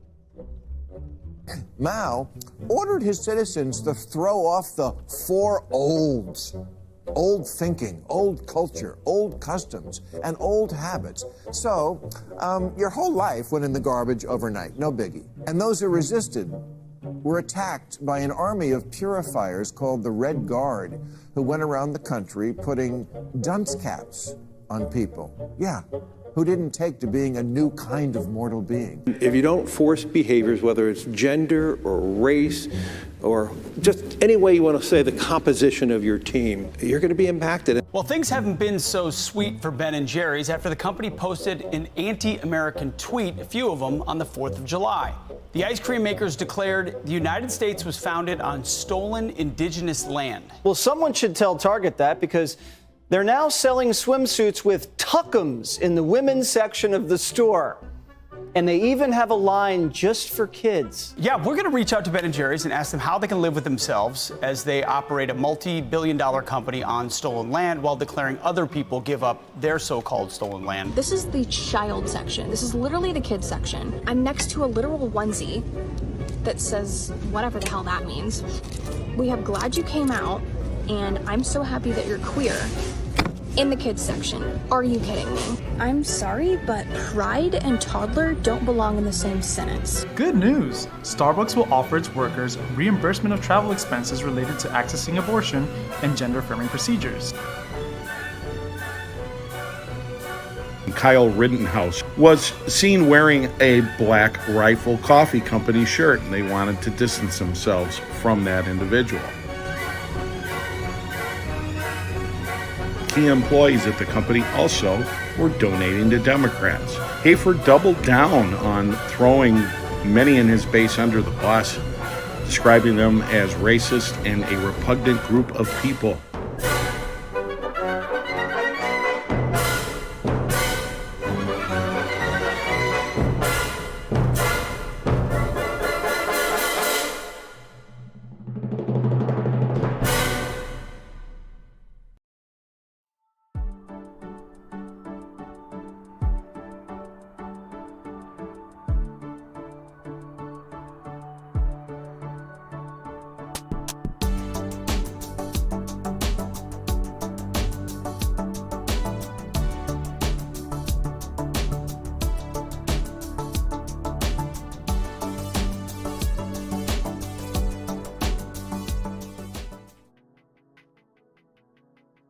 Good morning, Rise and Freedom. I'm Austin Peterson. You're watching and listening to the Wake Up America show at wakeupAmericaShow.com. Glad to have you here. What do you think of the judge? Good stuff, right? Great conversation. I wish we could do it for hours. The Wake Up America show is brought to you every Monday through Friday from 7 a.m. to 9 a.m. Central Time. We are the best way for you to start your day, as well as with a cup of Founding Flavors coffee. If you enjoyed that commercial and you've been wondering, does it actually taste good? Yes, we have actually sourced for you some of the absolute best coffee beans there are in the world, from Mexico, Guatemala, and from Colombia. Some people were kind of like, well, I only want to drink American sourced coffee beans. Well, let me just tell you something. They don't grow coffee in Missouri, okay? They don't grow coffee in Texas. They don't grow coffee in Florida. They only grow coffee in Hawaii. And we all know that if you haven't tried Kona beans, they're not really all that great. We found for you the absolute best coffee beans in the world, sourced straight to your door, free shipping in the United States. God bless America. Woke-free, patriotic, pro-American, libertarian coffee, Founding Flavors at apforlibertyshop.com. Make sure you get yourself a bag and tell us what you think. Leave a review if you've already tasted it. Head over to the website, and underneath the product page, click that 5-star button and tell us how much you loved it. And if you hated it, well, don't tell us that anyways. I'm just kidding. Just kidding. We invite all consumer feedback that we can get so we can constantly improve. That's what capitalism means, baby. My next guest says he's the capitalist that you should put in the White House. His name's Joshua Smith from Break the Cycle, and he's running for president of the United States on the Libertarian Party's platform, and he's joining us live right now. Good morning, Joshua. Thanks for joining us. Well, Austin, I appreciate you having me on.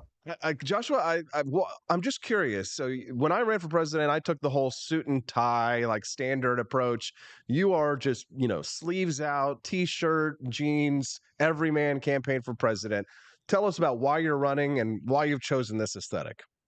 Sure. And when I do shows and stuff like that, obviously this is how I dress. I'm a blue collar working class man, like the vast majority of Americans. When I do events, I still wear my suits. I got some nice suits, and I put them on when I'm going to be in front of a bunch of people talking on stage. And but we've watched so many politicians go in and out of office that have no idea what the everyday plight for American people is. I mean, they're just completely out of touch, completely out of reality. And they don't know what we go through every day. And so that's kind of the central theme, the central tenet of my campaign in general is I'm a blue collar working class guy who's fed up, and this campaign is as much a movement for us as it is for my campaign. And so I'm tired. I think a lot of us are tired. We're just tired of the constant insanity. It's a downward spiral of insanity, like I said in my campaign video we're watching, the constant inflation, the constant wars, taking our money and sending it overseas, and these petty tyrants around every corner trying to strip us of our personhood for wrongthink, and I'm just tired of it. And I'm watching the Libertarian Party, which I've been a part of for a long time. I was the at-large representative on the LNC for 2 terms, 2018 through 2022. Was most recently the vice chair. Of course, I resigned. If you have been following, I resigned as the vice chair. And I was waiting for a great candidate to step up this year. We had the Mises Caucus. They came in, they took over the party. I was like, yeah, let's have a nice, great candidate. Let's get him, that whoever that person is, out on the road, touring in front of people. Because at the end of the day, the Libertarian Party, we're not going to win the election in 2024. Any Libertarian candidate says they're going to win the election in 2024 is either a superhero or is high on something, which is also very possible in the Libertarian Party. But it's a chance for us to have a 50-state media tour. It's a chance for us to get in front of people and start turning people towards our side. And, there is an accomplishable goal of pushing for that 5%, maybe a little over 5%, getting us national major party status across the country, changing the entire political landscape for the foreseeable future. And no one's stepping up. And, I built quite a nice little national platform. People know me from the show. They know me from my work. They know me from traveling around the country. And so I decided to throw my name in the hat and see how it shook out. And we've gotten a lot of support. I got a 40-person campaign team. It's only been a couple weeks. We put out a really great campaign video. It's got almost 200,000 views now. And I think that we have the opportunity to do the right things and get in front of the most people out of all the candidates. And like I said, that central theme that I'm a blue collar working class guy. I take care of a family. I live a normal life like everybody else. I think that's going to play really well with a lot of people, because there's a lot of people that are just fed up with the same old business as usual politics. And I'm hoping that it works. I know you take care of a family, Joshua. How many kids do you have? 7. We have 7. My oldest daughter just moved out. We have 6 in the house, and we have 1 on the way. We'll have another. We'll have in December. We'll have 3 boys that are 3 and under. One of my favorite Twitter accounts that follows me and comments sometimes is called Joshua Smith's 117th child. Yeah. Oh, and there's the 420 or 42,069 child as well. Is pretty funny. That's one of my favorite accounts for sure. So you obviously know a lot about what parents are facing in this country. Let's just talk about the economic challenges. First of all, one of the themes that we hear frequently, mostly from Republicans these days, but I'd like to hear your take on this one, is how inflation is eating away at the working class's ability to take care of themselves and the ability to be able to build a family. We hear this theme, Joshua, that people talk about how it used to be that fathers were able to go out and earn an income and their wives were able to stay home and take care of the kids. But we can't do that anymore, because now the wife's got to be out. The wife has to be out there working as well, and the kids are having to be raised either by a nanny or by at daycare. And the government is really the problem when it comes to the economic situation, and it's affecting families. Sure. And first off, I want to preface that by saying that as a father with a mother who gets to stay home, or a wife who gets to stay home with our kids, it is still doable in the Midwest. I promise. It's probably the last bastion of being able to do that anywhere in the country. It's hard, but it's still doable here. But yeah, I mean, the government, they don't care about families at all. They haven't cared about the family situation. In fact, they want us split up. They want to split up so that we're more dependent on the government. Of course, inflation is destroying us all. The Federal Reserve has gone completely wildly out of control. They're an unelected board that is beholden to nobody. They're beyond reproach, as Ron Paul made it very clear. But I think an even bigger problem, and I put this in my platform, and this is something that I've never heard anybody talk about as far as presidential candidate, is Title 4D of the Social Security Act. I think that's our biggest problem facing families in the country. And for people who don't know what that is, Title 4D of the Social Security Act, what it does is it incentivizes states to split up families to collect revenue from the federal government. Now, if you're familiar with the child support laws in states, every state has the opportunity to get $3 for every $2 they spend on child support programs. So what happens is when people come into family court with a gripe about their family, the court is automatically incentivized by money, by funds for the state to split up the family, make one of the parents a visitor so that they have to pay child support, and award full custody to another parent. Now, 99.3% of the time in America, this is the father that gets treated this way. And if you look at some of the stats, 71% of violent youth offenders in jail are from fatherless homes. 91% of runaways are from fatherless homes. These stats are insane. And if you look deeper, the school shooting issue, it was like 90% of mass shooters are from fatherless homes. So we have all these things that we're talking about financially and socially, and the violence situation, and it all stems from that in the beginning. It really does, and that's going to be a big central theme of my candidacy, because so many Americans have been through this process, this family law process. They've been dragged through the mud, and it's creating an entire generation of violent children. But it's also hurting us economically, right?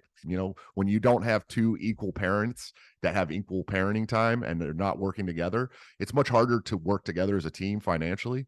And so in this time of inflation, it makes it much worse. But yeah, there's a lot of things that are hurting us. Of course, the warfare state is costing us trillions of dollars. The war on drugs is costing us billions of dollars, and they're printing money out of thin air at the Fed, and they keep lowering the purchasing power of the everyday American's dollar. And this is all things that the government knows. They know they're doing these things, but we need someone that's going to step up and end them. If you're just tuning into the Wake Up America show, good morning. I'm Austin Peterson, and we'd love it if you click that like button and share the stream that you're watching right now. Help us spread the message of economic freedom and personal liberty. I'm speaking to Joshua Smith. He is a Libertarian Party presidential candidate. He's competing for that nomination to be on the ballot in all 50 states in 2024. We're talking to him now a little bit about war, peace, politics, and economics. Joshua, I saw that you shared the clip that I had of an interview that I did with one of your competitors for the nomination, Chase Oliver, which got a little heated. And honestly, I wasn't expecting it to go there. I didn't know what he believed in regards to the rights of children. We were debating the question of when it's appropriate for children to be exposed to certain ideas. The woke left is spearheading a campaign to indoctrinate children in their gender ideology. It's happening in our public schools. It's happening in public. It's happening at pride parades. It's happening in woke corporations through their diversity, equity, inclusion standards, public schools initiating critical race theory in order to divide us amongst racial lines. Where do you stand when it comes to the teaching of critical race theory in public schools? If we can't abolish public schools today, do you agree with governors like Governor Ron DeSantis, who will forbid by law the teaching of critical race theory in public schools? I do, absolutely. And a lot of people be like, oh, that's not very libertarian of you. Okay, that's fine. You can think that. But the truth of the matter is if there's going to be public schools and that stuff is being handed down from the government, right? I mean, it's all government run. Then the government should limit what is being taught in those schools. That should be one of the jobs of the government. And I've always said this for a long time. If the government should exist at all, it should exist to protect the rights of the people that they serve. That's the biggest thing for them to do. And one of those rights is not to have your child go to school and learn that they're bad because they're white, not to learn that they're bad because they don't want to be an opposite gender, not to learn that they're bad because they are not in the same sex relationships. Of course, as a libertarian, my first and foremost goal in this area would be to abolish the Department of Education. They've been around for a long time. In the time that, especially since the early 80s, the spending from the Department of Education has more than quadrupled, while test scores have largely stayed the same or dropped even in that time. And they've standardized all humans across the board and said, you have to learn our curriculum. And humans just aren't standardized, man. It's just not how it is. Some kids are going to want to be electricians when they're very young. Some kids are going to want to, be politicians. Some kids are going to want to learn math and arithmetic and English and all that stuff. And so, we need competition back in the education sector. And the only way to do that is to get the federal government's hand out of it. We need schools to start competing for kids. We need them to have kids want to go. Their parents want to send their kids to school because they have the best curriculum, the best prices, the best teachers, And the only way to do that is to get the federal government out of the way. They should have never gotten involved in education to begin with. But back to your other point, yeah, it's a problem. You know, this radical left, and it is the radical left spearheading this stuff. I mean, anybody who says that's a conspiracy is part of the radical left or lying to themselves. This has been their playbook for a long time, since the communists first started coming to America, and hiding in dark rooms, talking about their plans to take over the government and institutions. And people told McCarthy he was crazy at the time, and people told a lot of people they were crazy. And it was good. It's good to have them hiding in the shadows, because look what happened when they stopped hiding in the shadows.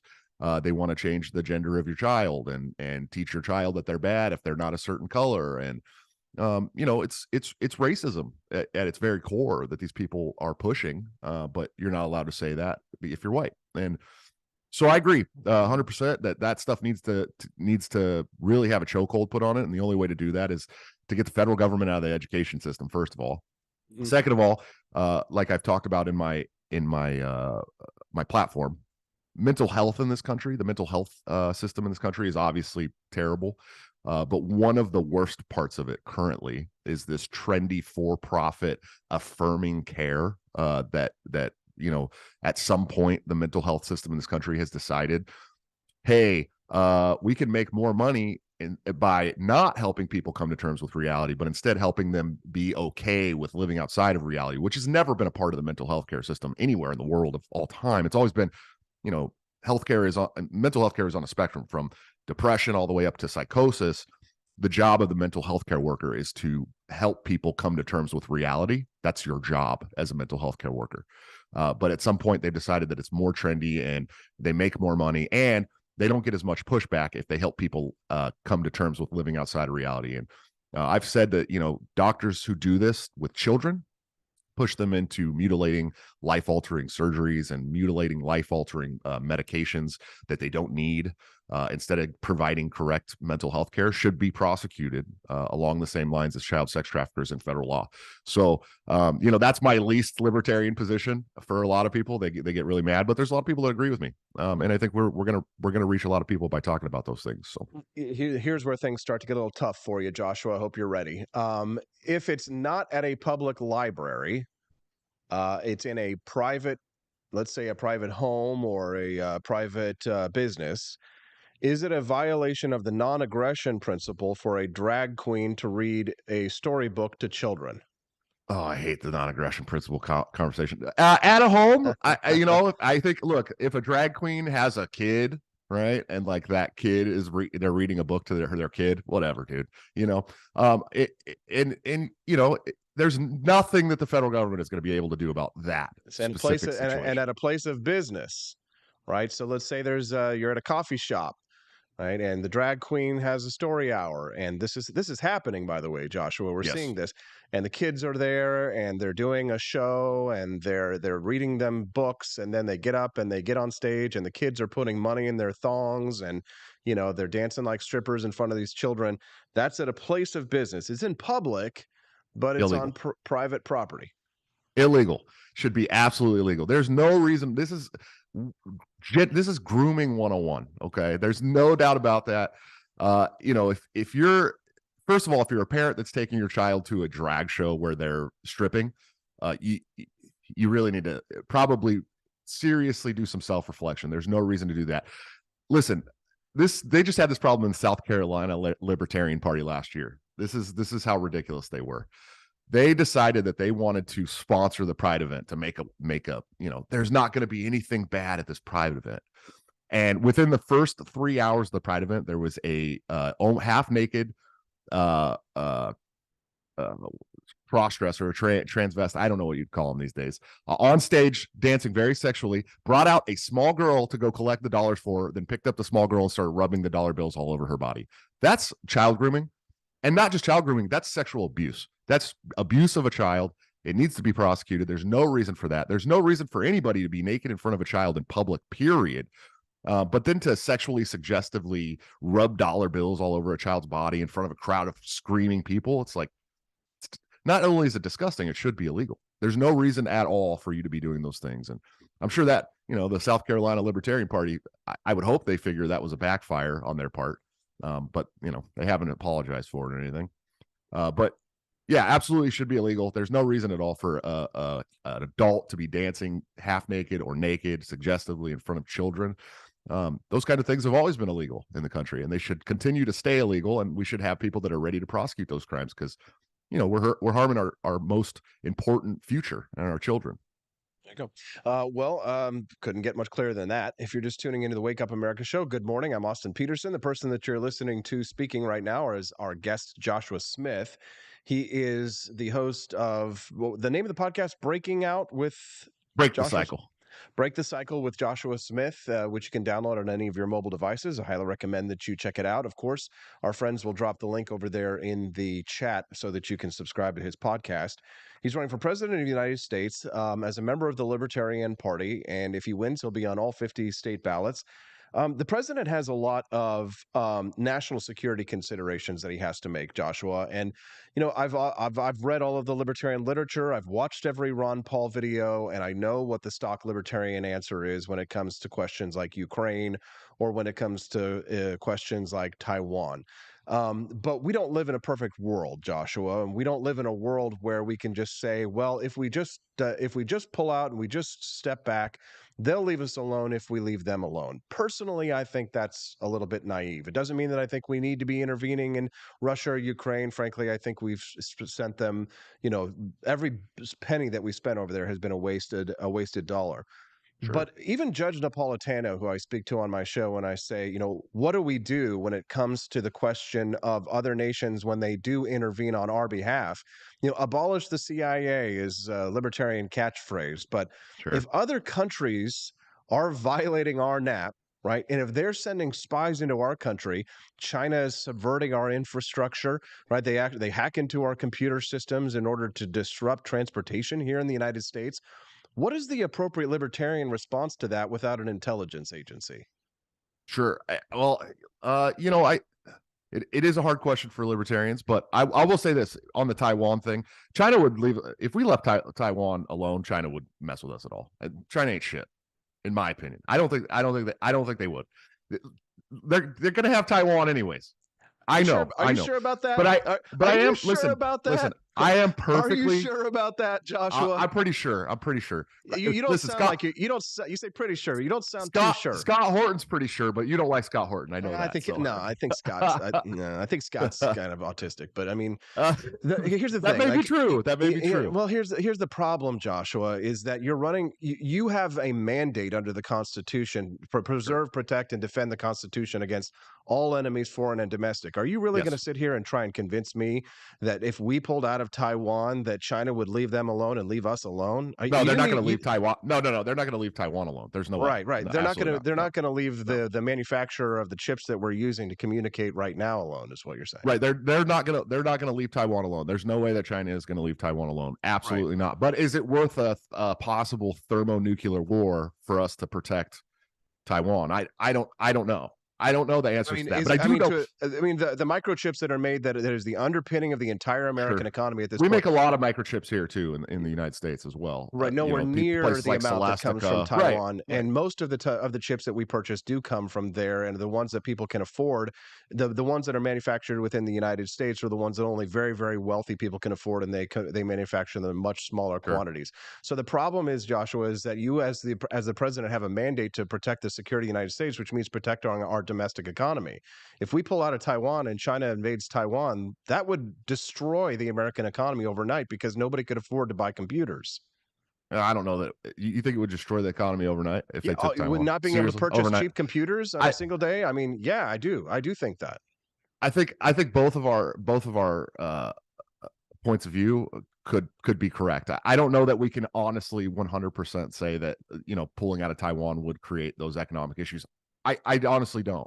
But I do know that I am not one of the libertarians that believes we shouldn't have any national defense at all. I'm not one of those guys. So you don't think we should abolish the CIA? The CIA, yes. I think that we could. I think that we could find a better way for national security.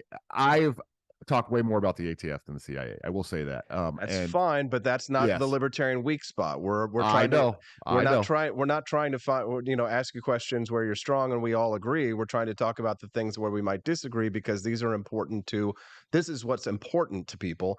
And you are trying to run to be the commander in chief of the military, which means that whether or not you agree with many of the laws and rules and regulations of the president, you would have vast sweeping power over the military to determine the security of the United States. So I'm asking you right now is how do you, without a CIA, contend with international spycraft? My hope would be that we could find some diplomacy there, as opposed to constant war. I don't know that I would abolish the CIA right away. Honestly, I don't know. I don't. I'm not the president now, so I'd have to get into these positions to figure out what is going on, right? Like, what is this organization doing for us? I know that the CIA has done some good things for the country, for national security. I understand that. I mean, say something nice about the CIA.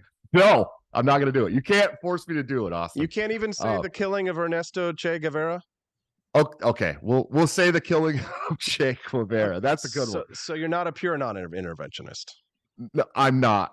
No, I wouldn't say that I am pure. I am for national security of our country. I am for national security. So the political assassination by the Central Intelligence Agency of Ernesto Che Guevara was the proper and legitimate and lawful use of a presidential authority. You're trying to get me in trouble here, but yeah, of course I'm trying to get you in trouble, but I'm also trying to get you to answer a question in order to ensure, Joshua, that you are being logical here. Yes, Che Guevara needed to go. Absolutely. Okay. We'll say that. Yeah. Now Chase Oliver is going to take your clip and that's okay. It's not as bad as adults are allowed to dance naked in front of children. I'm not just but you see, I'm not just trying to play gotcha here, Joshua. I mean, the reason I ask questions like these are because these are problems that I've encountered in more than a decade of libertarian activism. Yeah. Yes, absolutely. And I get it.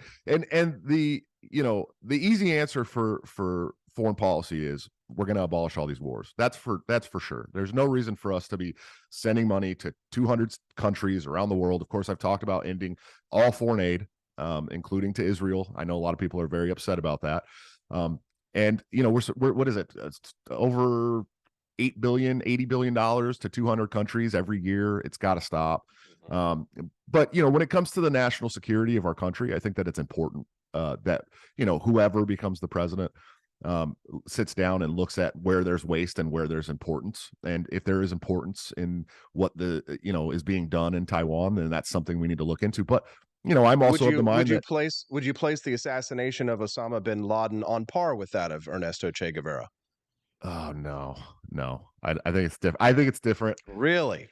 I think it's a little different. I think he needed to die too. Listen, I think he needed to die too, but we didn't need to start a fucking 21-year long war over it, But if we had simply assassinated him in the beginning in the manner which President Obama did it, then that would have been so much better.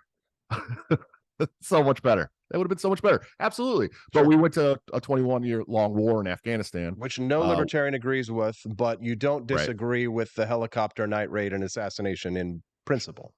No, absolutely not. Listen, we have an American country, and we need to think about that as libertarians. That we have an American country with people who want to feel safe. One of the worst attacks in the history of our country was 9/11. Okay, there's no doubt about that. I know that everybody thinks January 6th was on par with the night. I'm being tongue in cheek here, but if 2,000 of our people die at the hands of a terrorist, we should be trying to at least capture that terrorist to put in jail, maybe take them out. Yes, I believe 100% that if you're going to have a government, like I said in the beginning of this, they need to protect the people that they govern. And if they're not going to protect those people and their rights and their property, then they shouldn't exist at all, period. Because that should be the most important part of having a government. So you would maintain the military as it is. Most libertarians believe that we shouldn't have a standing army. You say that we do need a national defense. Yes. I mean, what does the military look like in your mind? I mean, we would have a national defense system, or we'd bring our troops home. And I've talked about this in my my warfare state platform, and of course, there's a lot more things to hash out. But I would like to bring our troops home from around the country, from around the world. Start shutting some bases. Of course, that's got to be. We shouldn't be wasting all this money sending people overseas, sending money overseas to all these countries that we have bases in. And we need a more rigorous, urgent mental health care for a lot of our troops to come home with their families as well. They've been through hell, especially over the last several decades. But I am not against the standing army. If American oil tankers sailing through the Strait of Hormuz are attacked by Iranian state actors, that's up to the corporation to provide their own security. Correct? No, we should no. Absolutely not. No? If American people are attacked, we have a government and a military that are there to protect. But you brought all the troops home. How are they going to protect American merchant shipping in the Strait of Hormuz to ensure that we can all buy oil here in the United States if you've brought all the troops home? Listen, I'm listening. First of all, I've transited the Strait of Hormuz. Have you? Have you transited the Strait of Hormuz? Have you ever been through there? I have not. Okay. It's a scary place because we're constantly bringing our military in and out of that straits, constantly, all the time. They have Scud missiles pointed at every single ship we put through there. You can see them. You can see them from the straits. So the problem is that we're there, not that they're pointing missiles at us. Our biggest problem with Iran. So the woman who walks down the street at night, she was asking for it, right? Because if she wasn't dressed like that, our biggest problem with Iran, maybe she wouldn't have been raped if she wasn't dressed like Austin, that. and you know this. Our biggest problem with Iran is that we have completely destabilized every country around them. We've set up military bases all around them. We've constantly put our fingers in their chest. In the 50s, they finally had a democratically elected prime minister, Mohammad Mossadegh. We, along with the Britain's MI6, went in there and helped. Was a socialist. Mohammad Mossadegh was a socialist, and he nationalized their oil fields, and he stole oil from American companies who purchased those things legitimately through capitalistic means. And now left-wing socialists have so spread the propaganda about Mohammad Mossadegh as if he was some kind of a Democrat, even though libertarians hate democracy anyway. Oh, I don't think he was a Democrat. Well, he was definitely a liberal socialist, and he nationalized the oil fields there, and that was the reason. When you talk about protecting American merchant shipping, what about protecting American corporations who operate internationally? What should we do if American corporations operate in Iran, and then Muslim terrorists decide to take over those corporations that were operating legitimately under capitalistic means? What should they do? I mean, so these are real problems, Joshua. And let me ask you a question. Let me ask you a question. Everybody's seen the Bill Moyers PBS report from 1989 that came out that talked about the Iranian Operation Ajax in Iran, and we've heard the bullshit from Scott Horton for over a decade, going completely unchallenged in libertarian circles in regards to foreign policy, because too many libertarians are smoking too much weed and not reading the foreign policy reports of people who disagree with them. So then let me ask you then, if you've brought all the troops home, what happens to American corporations overseas who get overrun by Muslim terrorists? Listen, what happens here in the United States for corporations that operate here from other countries if we just decided to, tell them they can't operate here anymore? What happens? They have to leave, right? They have to go. It's important that states have their sovereignty. We can't force countries to do our bidding. We're not allowed to do that. That's just not something that we should celebrate as Americans. So caveat emptor. I don't know. Caveat emptor, buyer beware. So if you are an American and you are operating a corporation overseas, it's a political situation that you should not expect the American military to bail you out. Maybe come save your lives. Yes, your lives, sure. But your business interests, listen, when you start a business, all of that risk is on you. It's all on me if I start a business.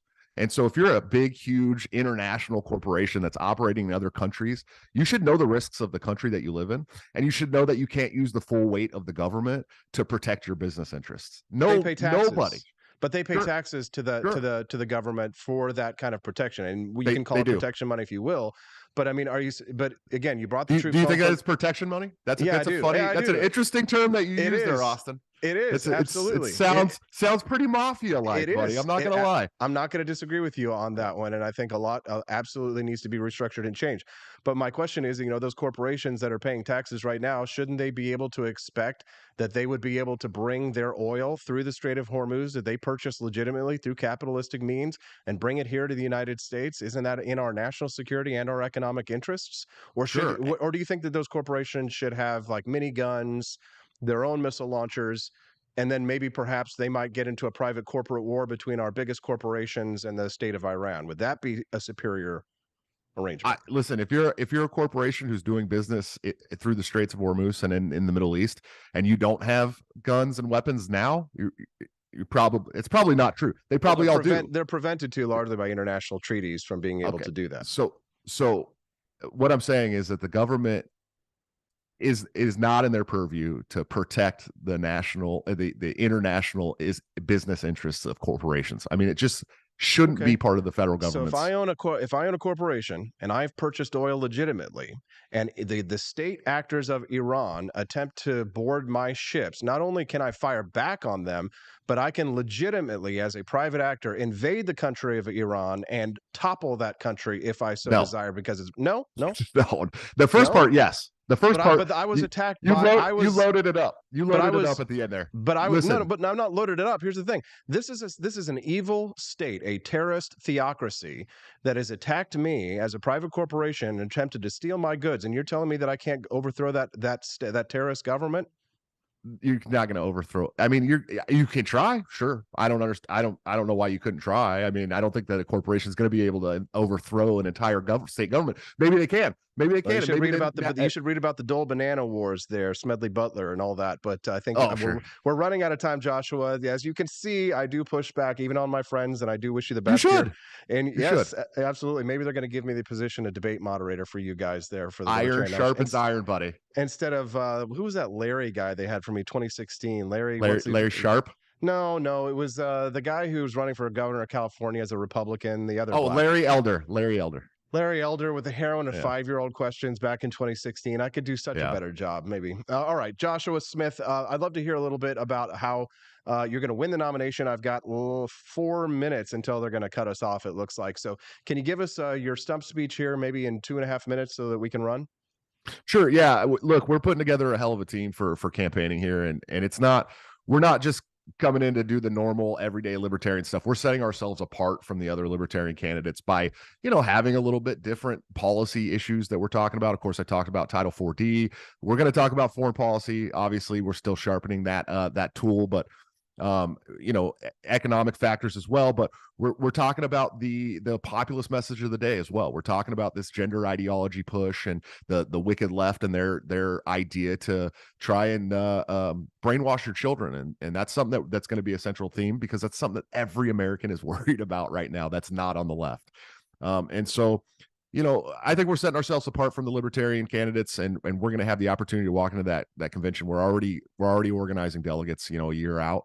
And I think that we can get the nomination, and then we get to do a 50-state media tour. I mean, that's really what it is. That's what the presidential race is for a libertarian.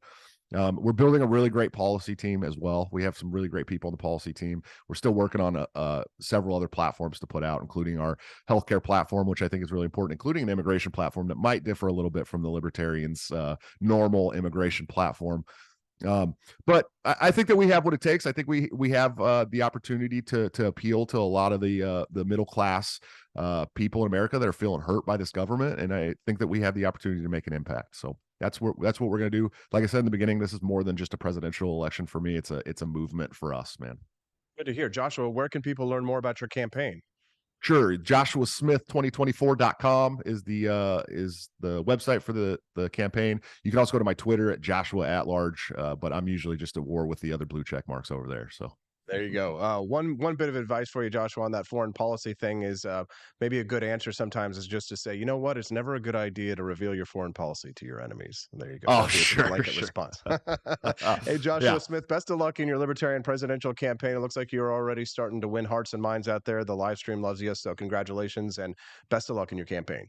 Thank you, Austin. There you go. What do you think of Joshua Smith? Send us a text, 573-319-1586. Joshua Smith for president. Would you vote for him if he makes it on the ballot? Maybe. If it ends up being Donald Trump versus Joe Biden, I think a lot of people probably would. Maybe even hit that 5%. Who knows? All right, I got to run. The show did go into overtime, but I thought it was just kind of a fun conversation, and we were really getting into it there. But, they've got to have good answers to those questions. Not everybody's going to give you softballs. I'm sure a lot of libertarian podcasts just kind of like, well, do you believe in the NAP and all that kind of stuff? No, you know that AP don't do no NAP. That's none of the above. Peterson. What the hell am I even talking about? I'm smoking some of that libertarian weed. All right, I gotta run. Tomorrow's Thursday. It's the Wake Up America show. You're gonna be here, aren't you? Click like and subscribe before you go. Don't forget, check out ap4libertyshop.com. Get yourself some delicious Founding Flavors coffee. And we'll see you tomorrow on the Wake Up America show at wakeupAmericaShow.com.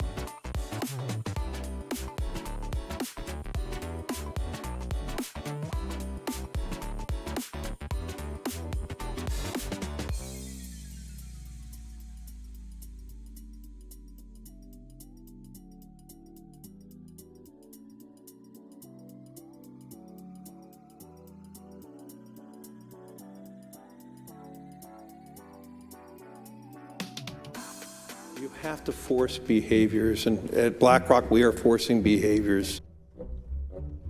Mao ordered his citizens to throw off the four olds. Old thinking, old culture, old customs, and old habits. So, your whole life went in the garbage overnight, no biggie. And those who resisted were attacked by an army of purifiers called the Red Guard, who went around the country putting dunce caps on people. Yeah, who didn't take to being a new kind of mortal being. If you don't force behaviors, whether it's gender or race or just any way you want to say the composition of your team, you're going to be impacted. Well, things haven't been so sweet for Ben & Jerry's after the company posted an anti-American tweet, a few of them, on the 4th of July. The ice cream makers declared the United States was founded on stolen indigenous land. Well, someone should tell Target that, because they're now selling swimsuits with tuckums in the women's section of the store. And they even have a line just for kids. Yeah, we're going to reach out to Ben & Jerry's and ask them how they can live with themselves as they operate a multi-billion-dollar company on stolen land while declaring other people give up their so-called stolen land. This is the child section. This is literally the kids section. I'm next to a literal onesie that says whatever the hell that means. We have glad you came out, and I'm so happy that you're queer. In the kids section. Are you kidding me? I'm sorry, but pride and toddler don't belong in the same sentence. Good news! Starbucks will offer its workers reimbursement of travel expenses related to accessing abortion and gender-affirming procedures. Kyle Rittenhouse was seen wearing a Black Rifle Coffee Company shirt, and they wanted to distance themselves from that individual. Key employees at the company also were donating to Democrats. Hayford doubled down on throwing many in his base under the bus, describing them as racist and a repugnant group of people.